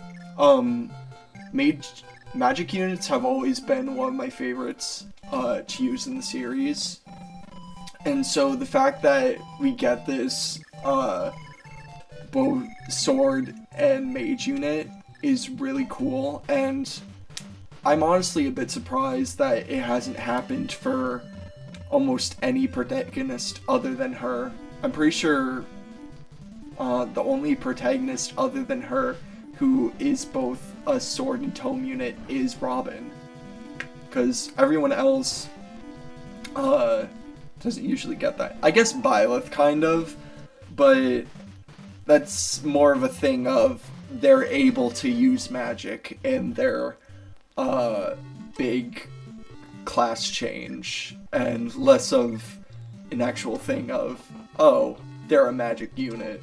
So, yeah. Speaking of class types, though, I will say that I kind of wish there were a few different weapon types that certain lords could use, because the fact is there are a lot of swords, and you can really feel that, especially in a game like Engage, where the entire thing is supposed to be that you have all of these units that you get to use with these emblems representing all of the different games in the series.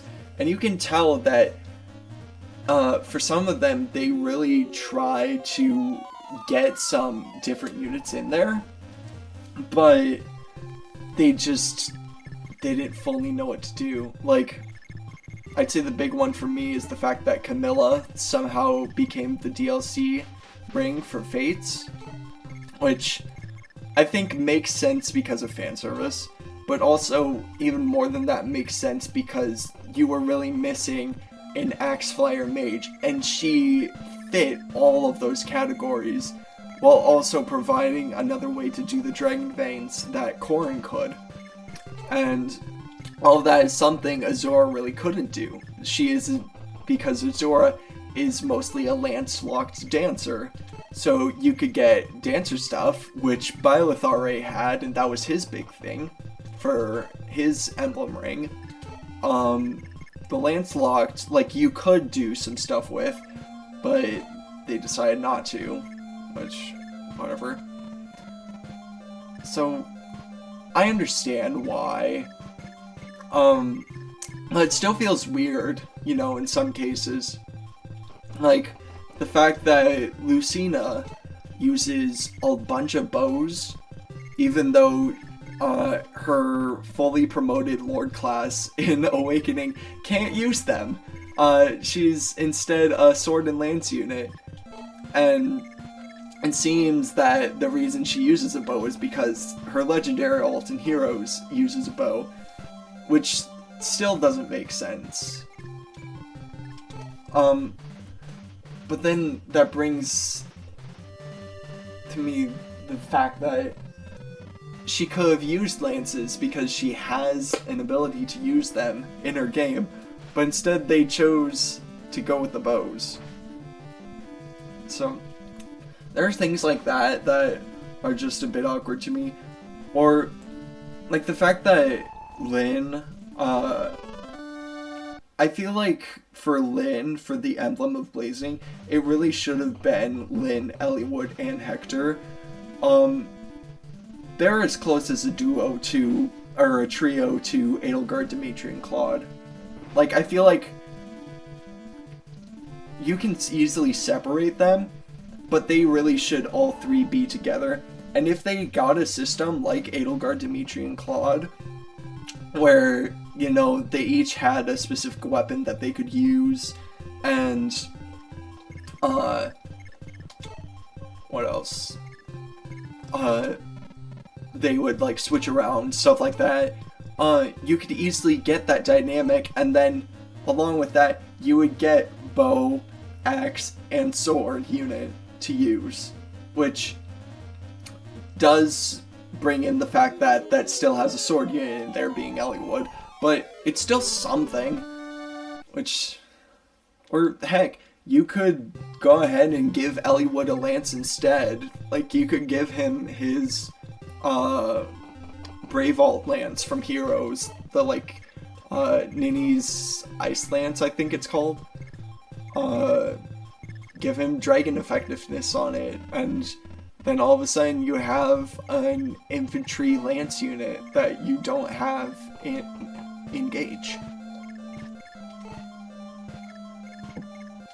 Of course, doing that would get rid of a lot of the good stuff that the Lyn emblem does have, because that emblem, the amount of speed and range and everything that that emblem has, it's insane. So, like, you could easily go ahead, get rid of that stuff, put in Eliwood and Hector, but then I kind of understand the reasoning of not doing it, because then it basically makes it a bit more generic. You have the sword in there, and then you have the basic thing that Edelgard, Dimitri, and Claude got, so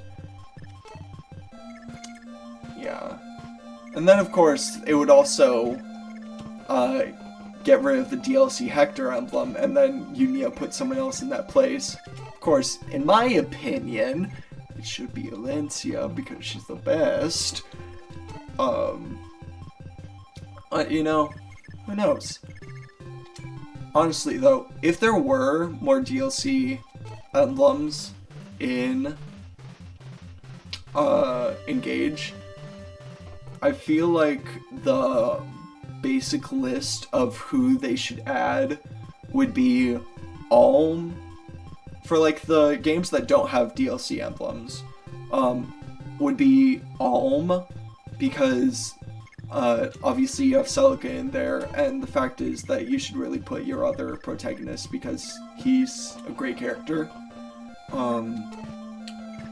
Probably Seliph. However, personally, I would rather have Deirdre for Genealogy of the Holy War. I feel like the fact is that Seliph would be a good character, but all he really has is horse mobility and sword use. So either you would need to like pair him with Julia, so then you can do sword mage, or just do someone like Deirdre and have pure mage. And I feel like any of those options could work out pretty well. Honestly, actually, instead of Deirdre, I would say probably Seliph and Julia together would work a lot better overall.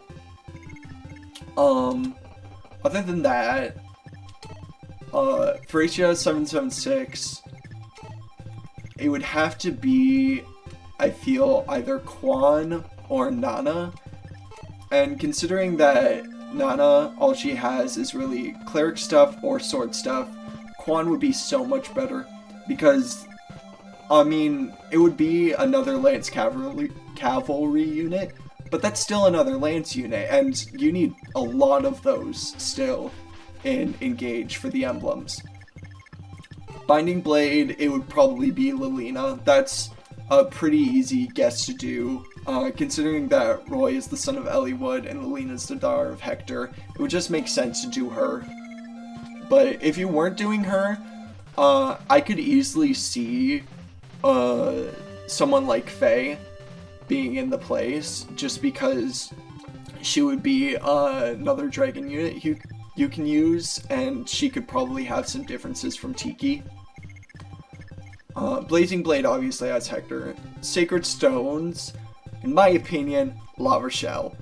It would probably be Tana or Innis.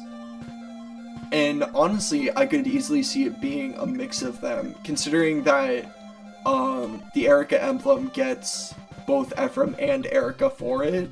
I think it would be really neat if the other big twins of the game, or I guess not twins, but siblings of the game, Tana and Innis would be able to share an emblem. Probably with, I feel like Innis would probably be in the front, or be like the main emblem, quote unquote. Oh. Whoops. Buy board!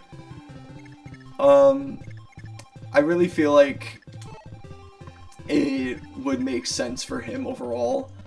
I feel like he's at least a lot more popular than Tana. I forgot. He has a Writer's Bane, so can't use Jagan. Marth, try and survive. Only 2 uses of Rapier. Or Rapier, whatever. Oh!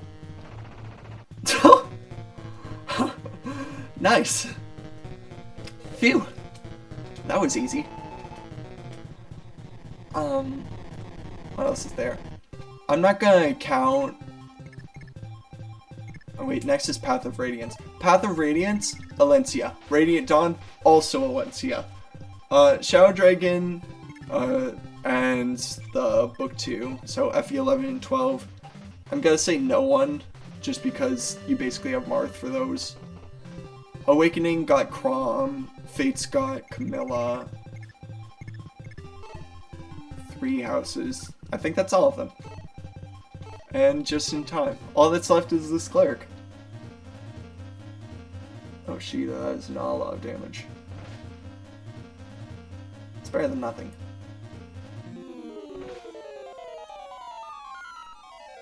Okay. And I honestly want to see if this is the arena, because if it is, I'm at least gonna do 1 match in there. Because the arena's a lot of fun.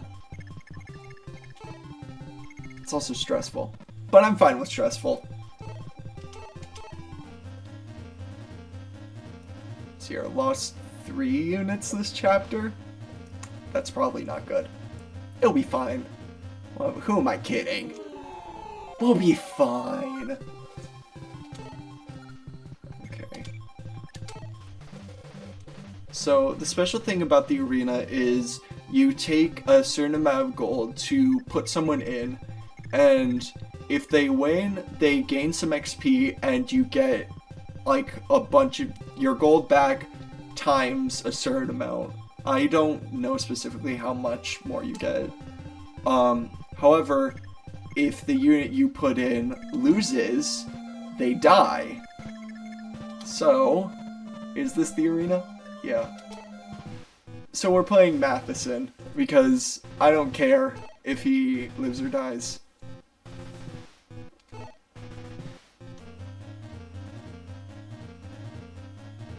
Oh, that might not be good.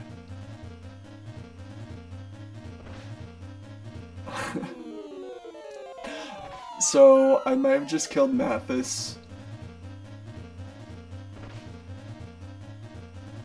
Yeah. Oh! No. Oh! Well. And that's the arena. So we're gonna end it there. I'm not gonna try that anymore. Prince Marth, I thank you for recapturing the castle to the south. Captain Hardin is guarding the king and Princess Niana in a fortress to the north.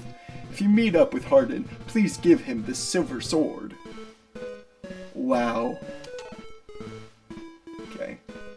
And I think that's where I'm gonna end it for today, because I'm getting pretty tired and I still need to make dinner and stuff. So, yeah. Anyways, I should be back, I don't think tomorrow. I think I have stuff to do along with over the weekend, but I should be back sometime next week to keep going with this. But, I mean, if y'all want, I'll probably put it on Twitter or something, if I'll be streaming this or not, but this was a lot of fun, and I am definitely completing this game. So, have a good night, y'all.